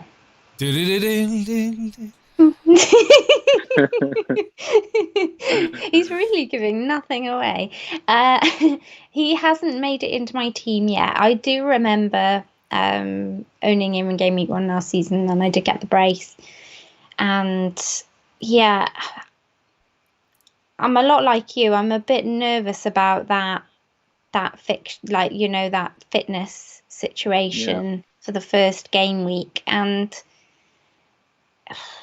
yeah, it's difficult. It's still a nice fixture. It's tough. I'm not sure I'd want to kind of triple up, but yeah, I know what you mean. I can definitely see where you want to go with it. I can see the price points, and I think that's all it's about. Early doors is having a good flow so that you can get to other players that you want to get to. Always have a plan of where you want to, where you can put your money. Should things not be working out, and the good thing about Spurs is they're proven players, but I would worry about that fitness a little bit. I don't want it to go through another kind of, a starting month for Kane for his own. Although it's no longer August. Exactly, it is no. Do you know what this team needs, mate? Then 2020 is a weird. More Spurs. A little sprinkle of Chelsea. Yeah. Well, the thing is, Kane could easily become Werner. However, if Kane's goal had stood, which it should have in that friendly, would I be even questioning it? Do you know what I mean? That VAR. I mean, there was no VAR, but that goal was onside. So I don't know. I think Kane's a bit of a differential, and the reason why I've not gone Werner is, don't get me wrong, Chelsea have signed some absolute worldies, but we just don't know whether they're all going to gel together or not, really. And the one player that I do really want to own is Pulisic, and it's a shame that he's injured right now. Otherwise, I think he'd be in most of our drafts. Yeah, agreed. But yeah, that's the one decision, really. Kane to Werner allows 1 million, which is a massive upgrade. That's like Justin up to Tierney, which is quite a nice upgrade. Something to think over. But yeah, I won't keep you guys any further. I appreciate your time, guys. Boona, are you going to be in the Discord come the game week deadline? Because I'm going to be streaming it. I am going away with my girlfriend and some friends to a cottage for the whole weekend. I am distraught. Honestly. Oh, wow. That might be a good thing, man, because I tell you now, sometimes you can overthink and you panic and you're like, oh, I can't do this. And the team that you've had for like 4 or 5 days set straight the last 20 minutes. Like 12:30. And it's just an hour, turn your phone hour off, and a half early. Turn your phone off. Don't think about it, and then wake up to. No, I'm going to I'll be on the search for the new FPL Rockstar, mate, at 10:30.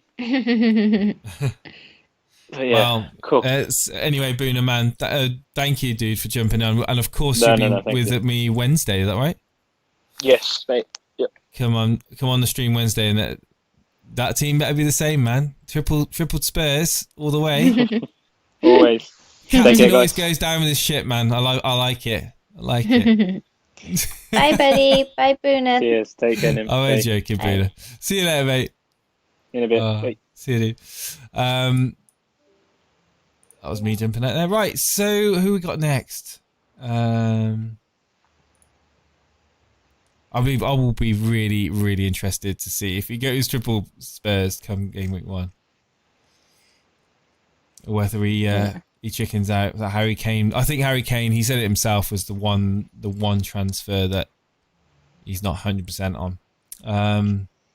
Where are we anyway? It's weird.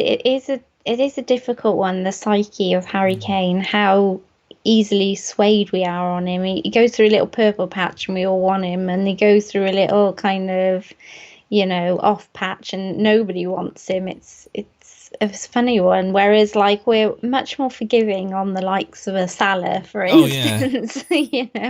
But with Kane, it's like, oh, he's blanked for a week, everybody sell him. True, very, very true.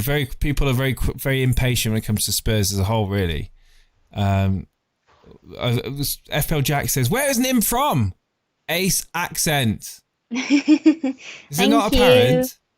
I'm a Welshie. I come from the land of dragons. And she supports Arsenal. I do, and that is because my parents are from London. So. Yeah, so one half of my family is Spurs and the other half are Arsenal. And I happened to come in from playing outside one day, and they were watching a football match, and I got a drink, and I came running in all knackered, you know, as you do as kids, and plonked myself in front of the television, and Arsenal were playing, and I watched about 10 minutes of Henri, and I was fixated. That was it. It's like they were my team. if there was ever a player to become fixated on in the Premier League in recent years or recent memory, definitely Henri would be up there. Yeah, I just thought he was like the best thing since sliced bread, and then all my uncles were like, "Oh no, you got to be a Spurs He pretty much was. and you can't be an Arsenal fan," you know. And I was just like, "Henri." So that was it. Yeah, it was a nice insight into your, and then another Arsenal fan was born, ladies and gentlemen. yeah. But you know, I have nothing against Spurs either. Like I'm not like They're that. your mortal enemies. No, I know. Everybody says that. Everybody says you should, you know, hate on your rivals, you know, and I've just never been like that at all. I've never really got the kind of, because without all the teams in the Premier League, we wouldn't have a Premier League, you know. That's very that's a very politically well put way of thinking. I There's think some teams I dislike more than others. I cried at night when Liverpool won the title. Like, it was horrible. Did you really? No, but you know, I thought it sounded really good. Like, I was hating so this it. is like your man flu now that you have. Like, you genuinely cried at night. Like, I would take man flu for the next 364 days than Liverpool winning another Premier League. Like, I promise you, I would do a stream like with man flu every single week, and I'll do that. Anyway, moving on. It can't be that bad, really. Just lost a few viewers. Moving on to half the community there. Yeah, we actually have a lot of Liverpool fans in the Elite FPL community. So, and Steve-O's one of them, even though he pretends to be a Burnley fan. Moving on, we've got Steve-O, not here to defend himself. Oh, he'll come back at me, I'm sure, in the breakfast stream. Hello, Vindu. Vindu, are you there, my friend? Talk to me, Vindu. Talk to me. Yes. Yay. Hey, Hello, Vindu. can you hear me? Yeah, I can hear you perfectly fine. Vindu, can you hear me? Yes, Jay, can. Yeah. Brilliant. You just talk to me. Oh, he's muted Discord. He's listening to us on the stream, I think. So I think we'll just move on to the next one there, Vindu. Yeah, next, when you come on the show, mate, just make sure you mute the stream and unmute Discord. But next on the list to bring in is JB.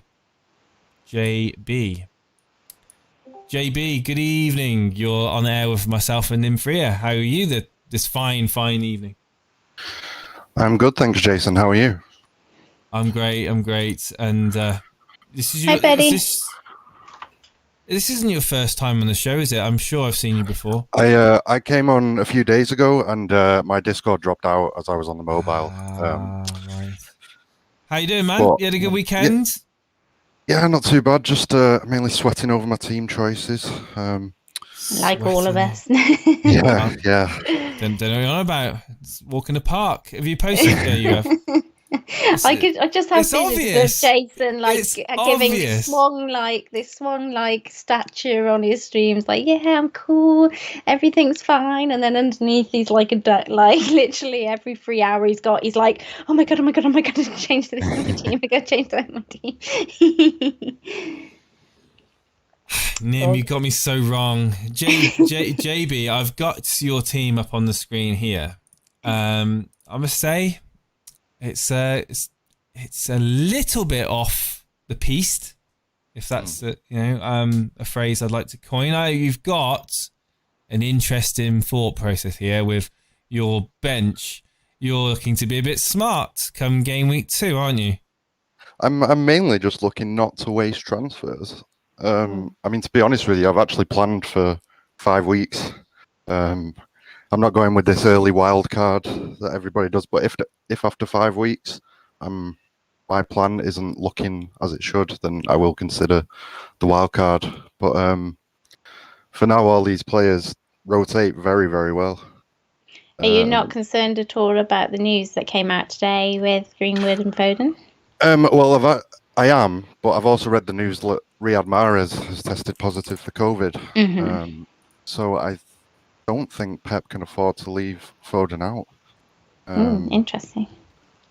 I like the Foden pick. I mean, if again, it's an uncertainty that with that midfield. I do feel that this is his season now to make a real breakthrough for Pep, especially with Silva not being there anymore. You mentioned Mahrez, he'll be obviously quarantined. You could be definitely ahead. I love the Saka pick. Yeah, Nim, talk to us about Saka. Yeah. Come on.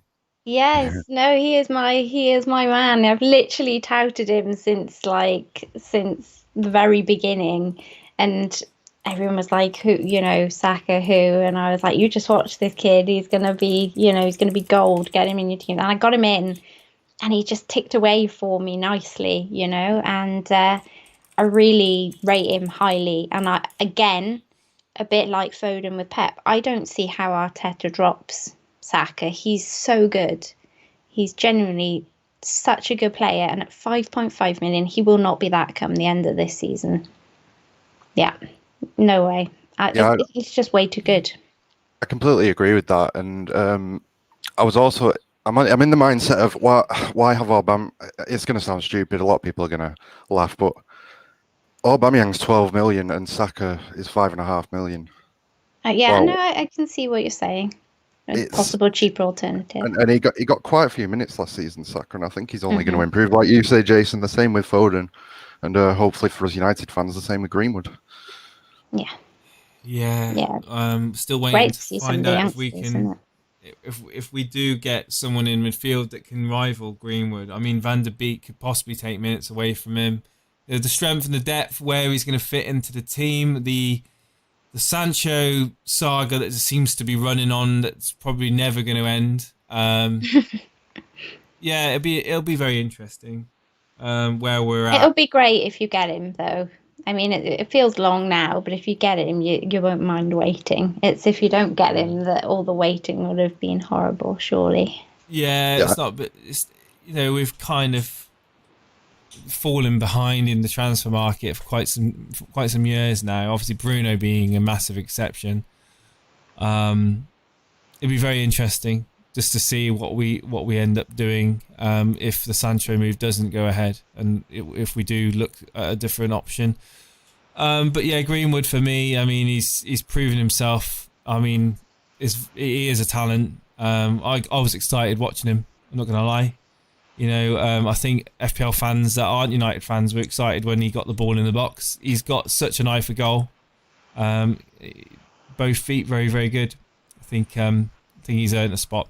But yeah, your team, Vinagre. We're not going to talk about Vinagre because we've already talked about him. But obviously that's a potential move there. So you're gonna have to do. I mean, the Barnes pick for Leicester. Talk to me about that. I'm not confident enough to go for Vardy.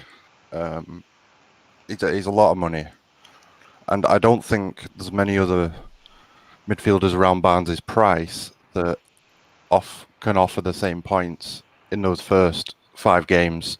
After that, I will be looking at how Zaha is doing at Palace with their good run of fixtures, and at the same price, it could just be a straight swap. But yeah, he's done quite well pre-season, hasn't he? Zaha? Yeah, he has. And Vardy can come in at any point. I mean, I've got to go for Werner. Everyone's gone for Werner. He's a if he does well, then it's going to hurt rank for sure. Yeah, I was looking at Chelsea's history, and since January in the Premier League, they've only not scored in 2 games. One of them being against us, being against United. So I think if he's going to be their focal point, then you can't take him out. Yeah. Fair point. What's your plan game week 2 onwards? For you a 3-4-3? Yeah, definitely 3-4-3. Hang on. It is. Yeah, I was looking at bringing Digne in week 2 for Bellerin, actually, because I've got a mil in the bank. Yeah. But I'm not, again, Everton. And I'm interested in Alan. You got a mil in the bank, you're not interested in Tierney? Yeah, the thing is, I'm only looking to have the Arsenal defender Maitland-Niles thing. Week. Is Bellerin even going to be a starter? Yeah. I think he is going to be a starter. I mean, obviously they've kept Maitland-Niles, sorry. But I've seen him play a lot on the wing. I'm not actually sure. He can play maybe in front. Yeah. Yeah, no, he can play in front. So, Bellerin is quite like, I think he's one of those players that's always been pretty proven for us, and is like when he's been fit, he's done quite well, and our defence is usually better for him, to be honest. I think there was some talk of him moving on possibly in the transfer market. I would be kind of disappointed if that happened, but yeah, I think it's one of those ones again like Saka, where with Maitland-Niles they can play in different positions, and it's Arteta trying to work out with it being a young team and a developing team where best he can kind of fit them. So I guess it might all very well depend on whether Bellerin stays for Maitland-Niles. But yeah, I mean, I think Tierney's more nailed in our team if you were looking, like, if you really wanted Arsenal defender. But, you know, I like Bellerin, if that helps. But do you like him as an FPL asset? That's the question. Yeah, probably not so much. It's different. It's different. Could pay off. Yeah. Yeah, I've actually just seen someone mention in the chat as well. Tierney's played as a left-sided centre-back quite a few times, hasn't he? Whereas Bellerin is always right-back. He's always on the wing, yeah.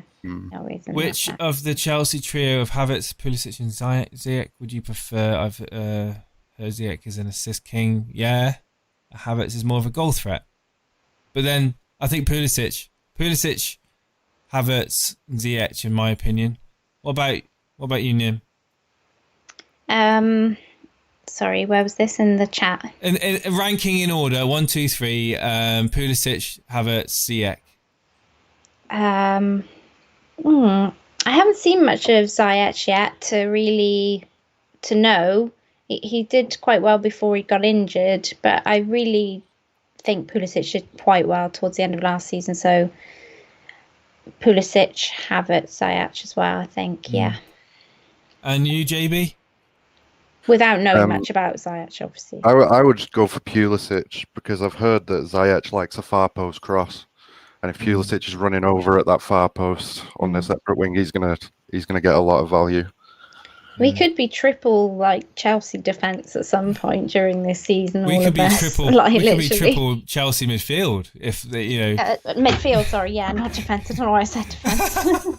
Don't do that. Nobody do that. That's yeah. No, midfield. That's a first, Nim. It's a first. Exactly. It's literally going to be 3 Chelsea. Like City and Liverpool or Aubameyang in the midfield. Obviously, no Salah would let you do that. There you go. Possibly. No, he's starting to convert over, Nim. Come to the light side. You know you want to. No, the only way I go no Salah is if I go Mane. And to be honest, I still have serious upset over triple captaining Mane and having him on the pitch for 2 minutes and then going off injured. I mean, I'm still broken from that. It makes me see him in a whole different light now, to be honest. Yeah, I can understand that. JB, man, thanks for coming on. Thanks, JB. No, thanks for having me. Speak to you again, buddy. Guys. Cheers, dude. Cheers. Wow, another team there. It just seems like we're I was going to say something then. Pissing in the wind when it comes to trying and get through these callers, because we get rid of one and then like 2 more jump in the waiting room. It's like, right, we're going to be streaming again tomorrow night. So, well, every night pretty much, I think. Ace Adventura is after Vindu. We're going to try Vindu one more time. We will be wrapping up very soon, guys. Vindu, how are you doing, my friend? How are you, mate? How are you? I'm great. It's good to hear you, mate. And I hope you had a good weekend and looking forward to the start of the season. Yes. Sorry about earlier. I'm very new to Discord. I had a problem. You got a bit of an accent there, Vindu. Nim, do you want to try and guess where Vindu's from? Say something for us. I'm terrible at these sorts of things. I just find it quite interesting. Nim, we're gonna just say I want to go without Mo Salah game week 1. Say that, Vindu. I want to go without Mo Salah for game week 1. I'd say you were from Crazy Street. Crazy I'm Street. feeling really diplomatic there and say I'm not gonna guess because I'll be way off. I know I will. No, just try. Gosh, where do I think? Say something else to me. Go on. Talk to Jason a second, and I'll ponder on it. Tell us about your team. Okay. Maybe you could put my team on. I'm gonna get it on the screen. I've got an idea of sort of roughly where I'm gonna guess. Yeah, I'm feeling more. Yeah, those last couple made me think in one direction. Right, McCart. So okay, talk to you about. Get your guesses ready, you'll tell me. Huh? So what question have you got for me and Nymfria this evening about your team and about anything fantasy football related? I was actually thinking about I want to take a risk and bring City players after game week 9. Is this South Africa? No, That's my it's not guess. South Africa. I wanna. Is it West Africa? No, it's not West Africa. Is it closer to me than West Africa? No, it's in Africa, but not West Africa. I don't know my Africa. Uganda? Close to Uganda. This Oh one my you'll God. obviously get it right. Oh. If I tell you close to Uganda, you'll know. Kenya? Yes, Kenya. Yeah. Wow. Get in there. There we go. Well done. Nailed Well it. Nailed it. I gave you a leg up there with Uganda. You are first caller from Kenya, man. How does it feel? It feels great. It's actually 12:30, and I said because I'm a big fan of you, Jay and Nymph, I had to get on this live. I watched both of your videos. Yes, no, Always. I know you're a regular, Vin, so thank you, buddy. Vin. My real name is man. actually Adrian Kangara. I was on the live, Adrian Kangara. Adrian Katan. Oh. I love your team. It's not too far away from my own, actually. Yeah, so I think I just had I wanted to go for a risk of bringing in Man City players after game week 9 because with the team that I had, I actually would spread out without really facing any of the top 6 teams. I know I have some of them, but they wouldn't face the top 6 up to around game week 9 because for game week 3, to switch Aubameyang for Jimenez from game week 3 to 7, I think he has very easy fixtures. Then I'll still have around 9.5 in the bank. I could bring in Rashford or maybe change a bit, although I don't know whether that's a good risk to bring in City players after game week 9 because I've seen their fixture is not one of the best. I don't know. Maybe you guys could help me with that. After game week what? Game week 9. Game week 9. You're already looking well. I don't think you need to worry about game week 9 just yet, purely because I have a sneaking suspicion that there's going to be a lot of uncertainty between now and game week 9 and some maybe surprise picks that will start to become very apparent. Like, your team is really nice starting off the bat.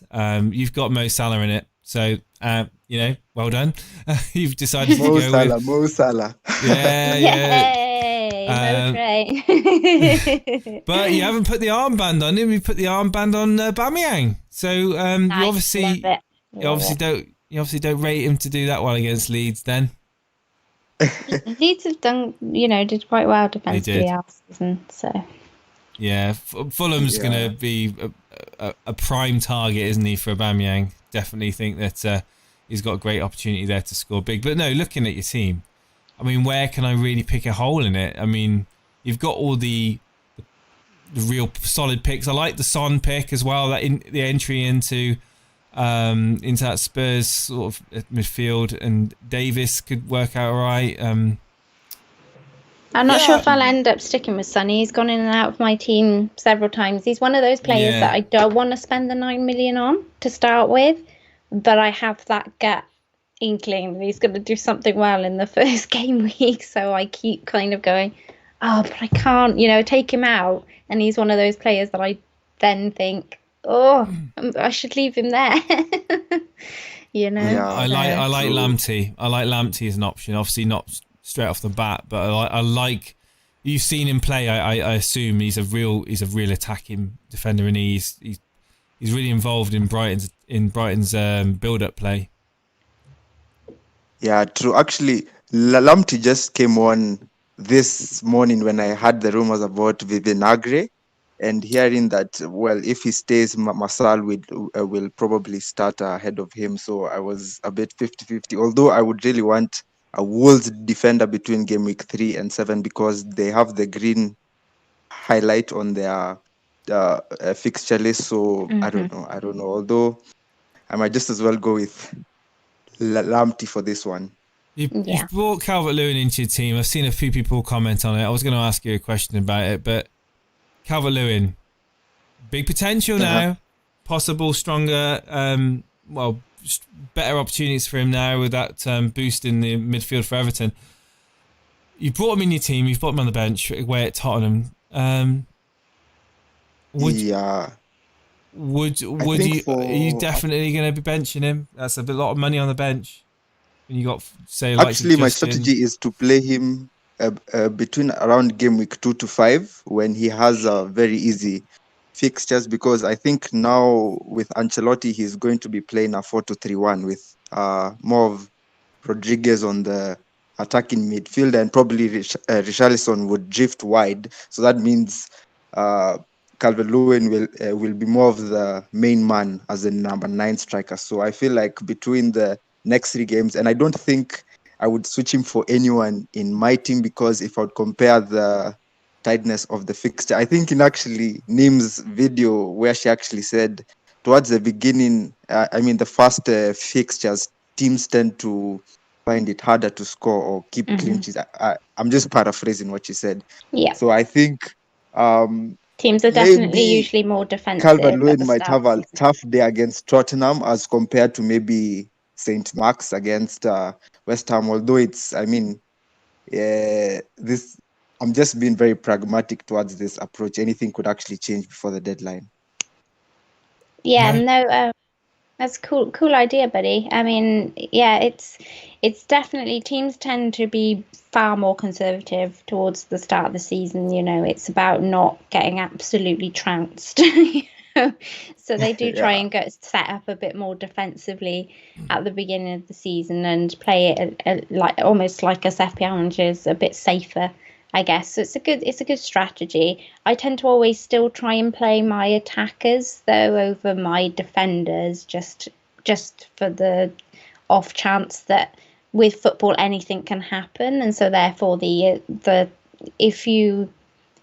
for instance, if you had Kane and you had Calvert, I'd still happily play both, because on the day you just never know, what will happen, and there is every possibility that they both end up scoring, so that's kind of where I lie with it. But I completely get your Sam thinking on it too as well, that 4 clean sheets, and you'd be doing better than I would with playing a Calvert-Lewin who didn't score, for instance. So.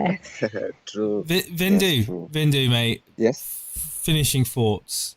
you've obviously spent time and effort thinking about your team. It shows. I like it, and I think you'll do well from it, man.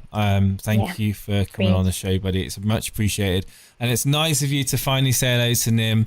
As a long time viewer of the Wildcats, and thank you, man, for coming on the show. Much appreciated. Thank you, Ben. Thanks so much, Jen, Nymph, and have a good night. Cheers, and you, man. Thanks, buddy.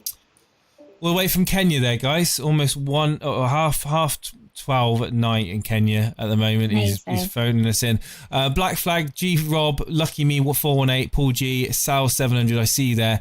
We'll get you on another time, I'm afraid, but we're on the last caller. That's Ace Adventura. Ace Adventura is the last caller. Good evening, Ace. You're the final caller. How are you doing, buddy? Hello. Hello. Yeah, thanks for having me on. So, mate, I wasn't going to miss you. How you doing, mate? You had a good weekend? Very good. Yeah, just been chilling actually all weekend. I'd like to say I've been watching Wildcats for a long time as well. So yeah, I recognise the name, buddy. Yeah, I really enjoy the long FPL streams because I drive a lot, so you can kind of stick them on in the car and just think about your team while you're driving about. Makes it better, doesn't it? Are you a person that's been tinkering around with your team a lot? Massively, yeah. I'm loving this bit of Photoshop work. I should probably address that. Yeah, I mean it's already been a talking point, but when I put it in there earlier, it wasn't. It's Callum Wilson. I stuck him over Joe Linton, so in this draft I can only afford him because Joe Linton's 6 million. I've got 0.5 in the bank, so I could only afford it if he's 6.5. So you're really basically, I like the idea. I love the idea of him as a. So I say thank you, Kangara, man. Cheers for the call. Yeah, I mean, what am I looking at here? I overcomplicated it a little bit, right? But basically, I want Callum Wilson up front. I love the idea of that. Well, am I looking at a Game Week 2 team? But you're looking at a Game Week 2 team. Yeah. Am I looking at a Game Week 2 wildcard team? No. The only change, this is for a -4, so the only change is the classic Aubameyang who needs Aubameyang and Salah. to be captain. And Son. No, Aubameyang and Son. Aubameyang and Son. And you've Rashford and De Bruyne for a -4. Okay. Oh, that could backfire. Why? Wow. And I'm just looking at this now. I'm just looking at Ali, and I'm like, I don't get the love for I Ali. honestly I was just like, he's just one player that I thought about right at the beginning, and I haven't revisited since. It's just a weird one. It's a differential. It's written in the stars for Ali to have a good season. For 8 million, it's the cheapest he's been since he scored 220 points. He's a bit of a troller, and he's like he does stuff, and you think, oh my god, he's finally back to being his usual goal scoring self, and then you get him in, and he's like, okay, his head's down, and he doesn't do anything in the game. And you're like, oh, it's a. Yeah, I mean, it might. It's having like in your midfield. I like having someone that's like a second striker. Having Ali behind Kane, and it's prepped for Tottenham to have a good season and score a lot of goals. With Ali there, I think he's gonna. If you watch the documentary, like it looks like he's favoured. He's gonna start the Prem. Yeah, I know. Yeah, I haven't, mate. I he looks good, man. I haven't watched it because this is the thing. You see, you watch a documentary that was filmed like how many months ago now, and you're using that. You're basing it off of that information, and it's like it's not that. Like he's always been a goal scorer and an assister with Harry Kane around him. He's just prone to get points this season. He's 8 million. Like it's not a bad punt, I think. No, I don't think it's a. I think it's harsh to say bad. I wouldn't say it's bad. They've got the best opening fixtures as well, don't they? So, like, it's just ready. It's primed. But yeah, so you've been over some of the talking points I had, really. But the one thing, the reason why I posted a Game Week 2 team, I don't really like looking at Aubameyang and Son there. But this is the team that I feel confident forward. So for a -4, I'm going to get De Bruyne in immediately. I'm not scared about that. I think people are afraid of the second game. And my logic behind not having Salah, which is another talking point you've had, is that usually you want those heavy hitters because you need a captain. But when you've got De Bruyne, who's like spraying balls around for Man City, scoring worldies and then taking penalties, you're gonna be happy. You only need one captain. You captain in every week. But when you're putting Rashford in game week 2, you've obviously got Crystal Palace as well. Potentially, like I like Rashford. I like Rashford. He should have a good season this year. I mean, he needs to like step up this season. He does for sure. You know, I like players that you can enjoy watching and having in your team. Like his behaviour, for example, has been exemplary.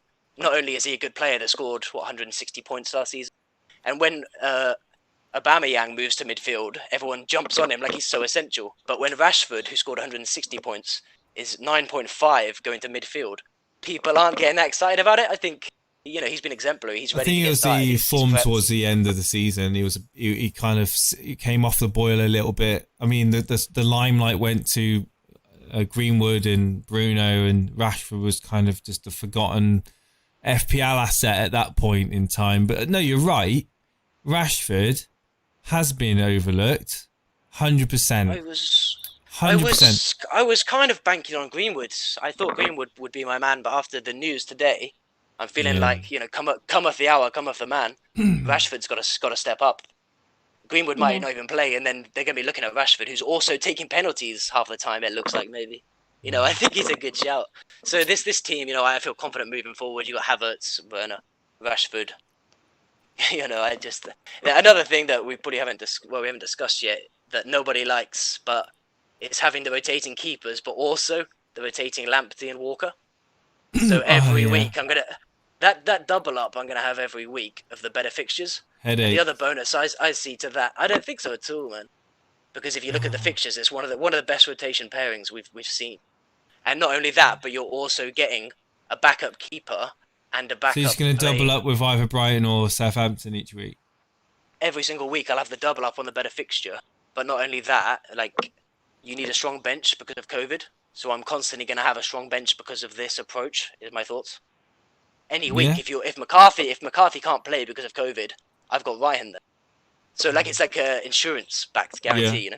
Yeah, no, I see Clever. Yeah. There is, again, I'm going to say it again. It's what I said to Vindu, I said to you. There's thought processes gone to this. This isn't just someone's team that is just thrown together 5 minutes for come on there and just troll or something like that. We've had, you know, there is the Callum Wilson pick. It's half the fun. It's all the fun thinking about it, man. Could be a little bit of a. I had Callum Wilson in my draft team last season because nobody else wanted him. And it's unbelievable how many times he got me out of trouble. Yeah, like I wouldn't say he's the cornerstone of my team. Do you know what I mean? No, he could be swapped. He could be swapped for Mitro or Che Adams. But I keep looking at them both, and I'm like, as soon as I own Mitro, I'm going to be looking over my shoulder at the Che Adams owners. And you know, I can't decide between them both. So having Callum Wilson, I think it's nice. And then the other thing is, if he doesn't start game week 1 or Havertz doesn't start game week 1, low ownership, then I've got Lamptey on the bench, so I've got like a bit of flexibility. Come on. Yeah, could be a differential that give you a big green arrow there. That Callum Wilson pick, nice fixture as well. I think it could be goals in that game. One other thing maybe worth mentioning is Digne. Like people are looking past him because of game week 1, but I know people have mentioned this. But with them upgrading their midfield, I used to see Digne like maybe 2-3 years ago. He was the one just racking up points every week, and I can see that happening again. Like I think he's overlooked.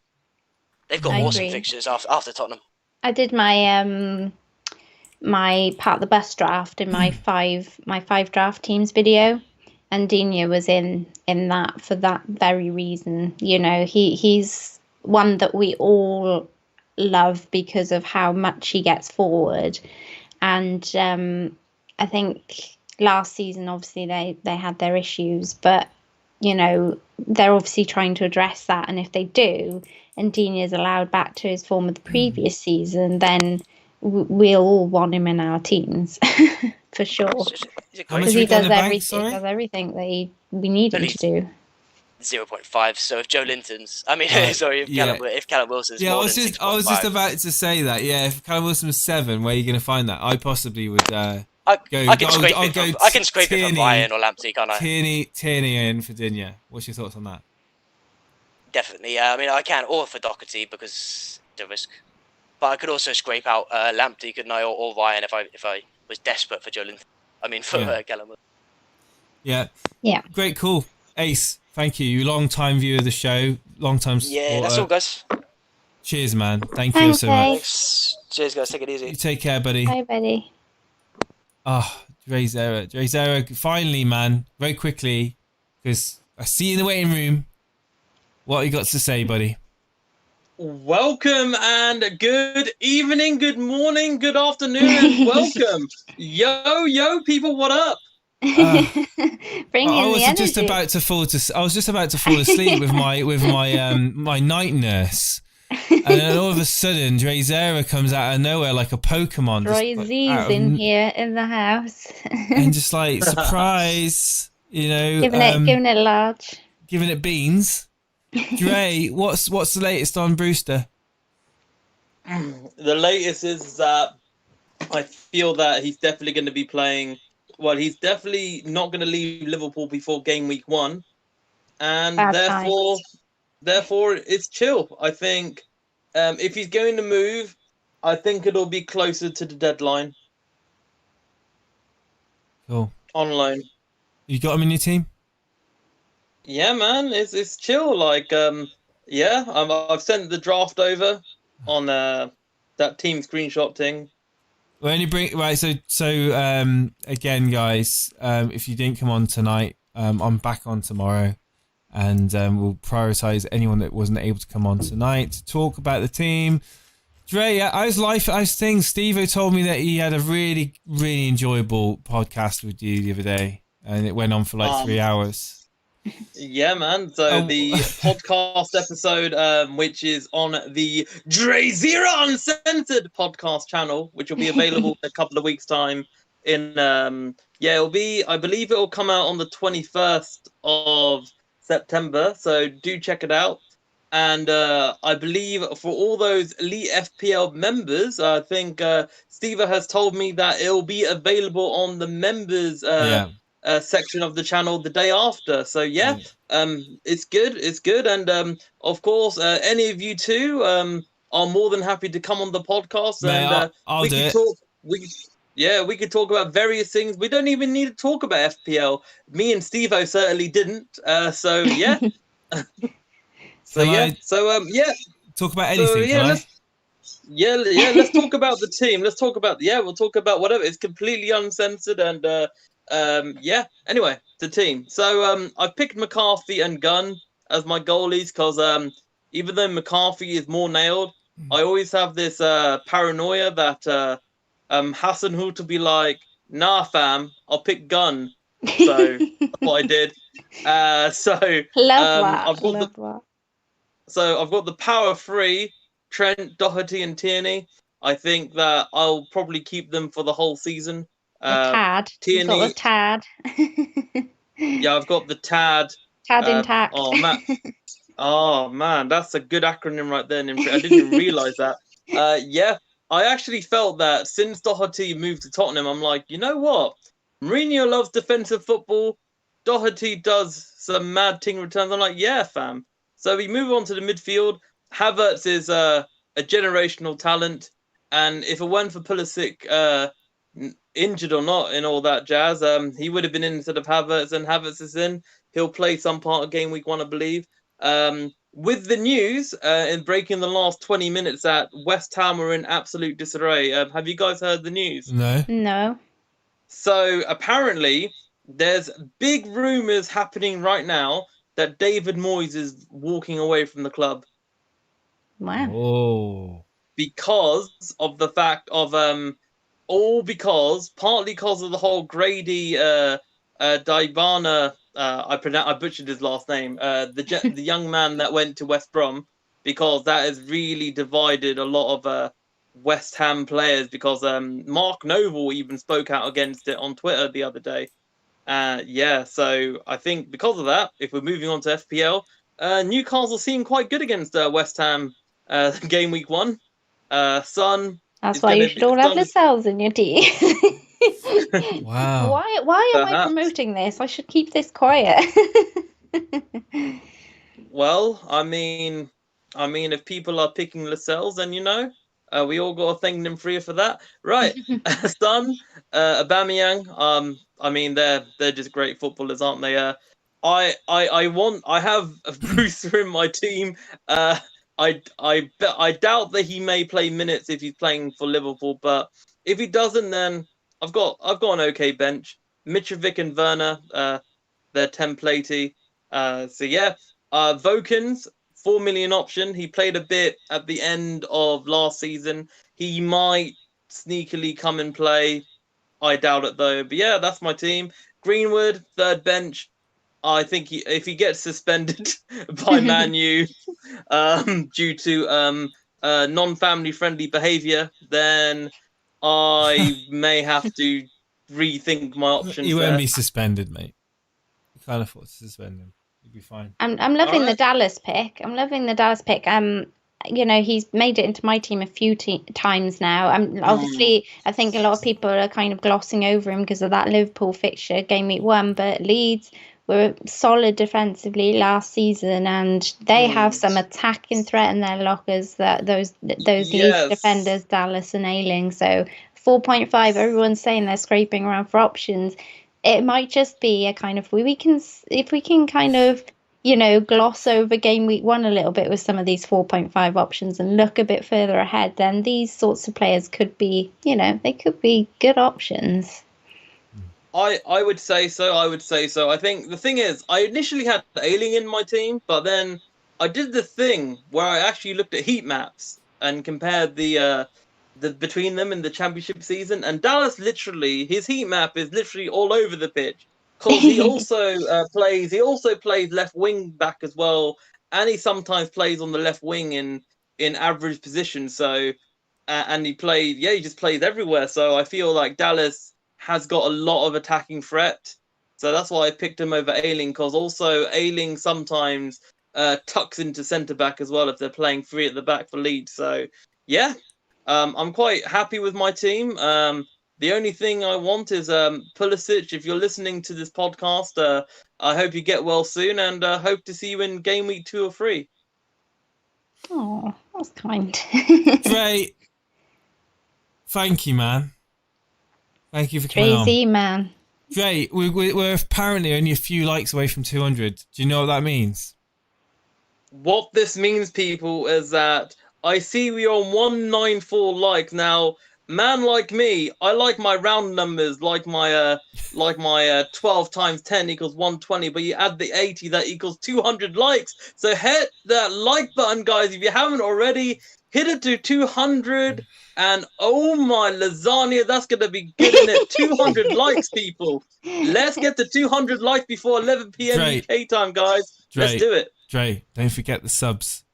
I've also been informed. I've also been informed by my PA that if you haven't already, and if you are new to this channel, feel free to subscribe to Elite FPL and join in for some game week 1 antics, frantics, and frenetics, because it's going to be hectic. Only on Elite FPL. Yeah, my PA's in the chat, and he's saying we have to get you on the Wildcats. We're loving your energy. Absolutely. We'll discuss it business wise, because this is Elite FPL. Well, let's not talk about Dre's era, guys.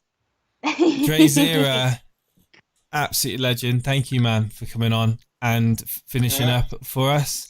I just want to say very, very, very, very massive thanks to Nymfria, who spent her Monday evening coming on the show.